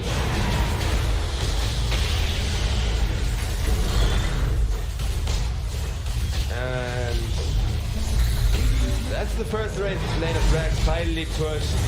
14 Dota Hero who may have enough fight potential, but not quite a lot of push potential still. Who needs that when... Okay, Weaver with BKB actually able to get out. This is a huge play from Dreamerself, keeping himself alive. Venomance meanwhile gets stunned by the Phoenix Act. And it looks like Dota Hero, they took 2 lanes of Rax tier. That is more than plenty for them. They can now wait for the next Roche, push out the top tier 2, and... Yeah, I don't know why the Tiny decided to toss Ursa in. Even if they kill Ursa there, he's just gonna respawn with Aegis, right? So I probably need to kill everyone else and kill the Ursa last. I feel like you need to kill either the Witch Doctor or the Void Spirit first. Those are really the 2 most dangerous heroes, because Venomancer, you go on him, he presses R, he presses Gale, he dies, he has still done a lot of damage. But the Witch Doctor, his spells are continuous other than the Maledict cast. And even those, at least the cast, you really need to cast more than once each team fight to get your full value. So he is having a lot of impact that I feel like Boom may just be underestimating. Then again, he's also positioning himself in a way that he's really hard to catch most of the time, so... Not like it's really easy to just dump the Witch Doctor because he's support. Big neutral item on the Void Spirit. Ooh, that is huge. That is so freaking amazing. I mean, Spell Prison, if you ask me, that's really nothing better than a freaking cooldown reduction amassment on the Void Spirit.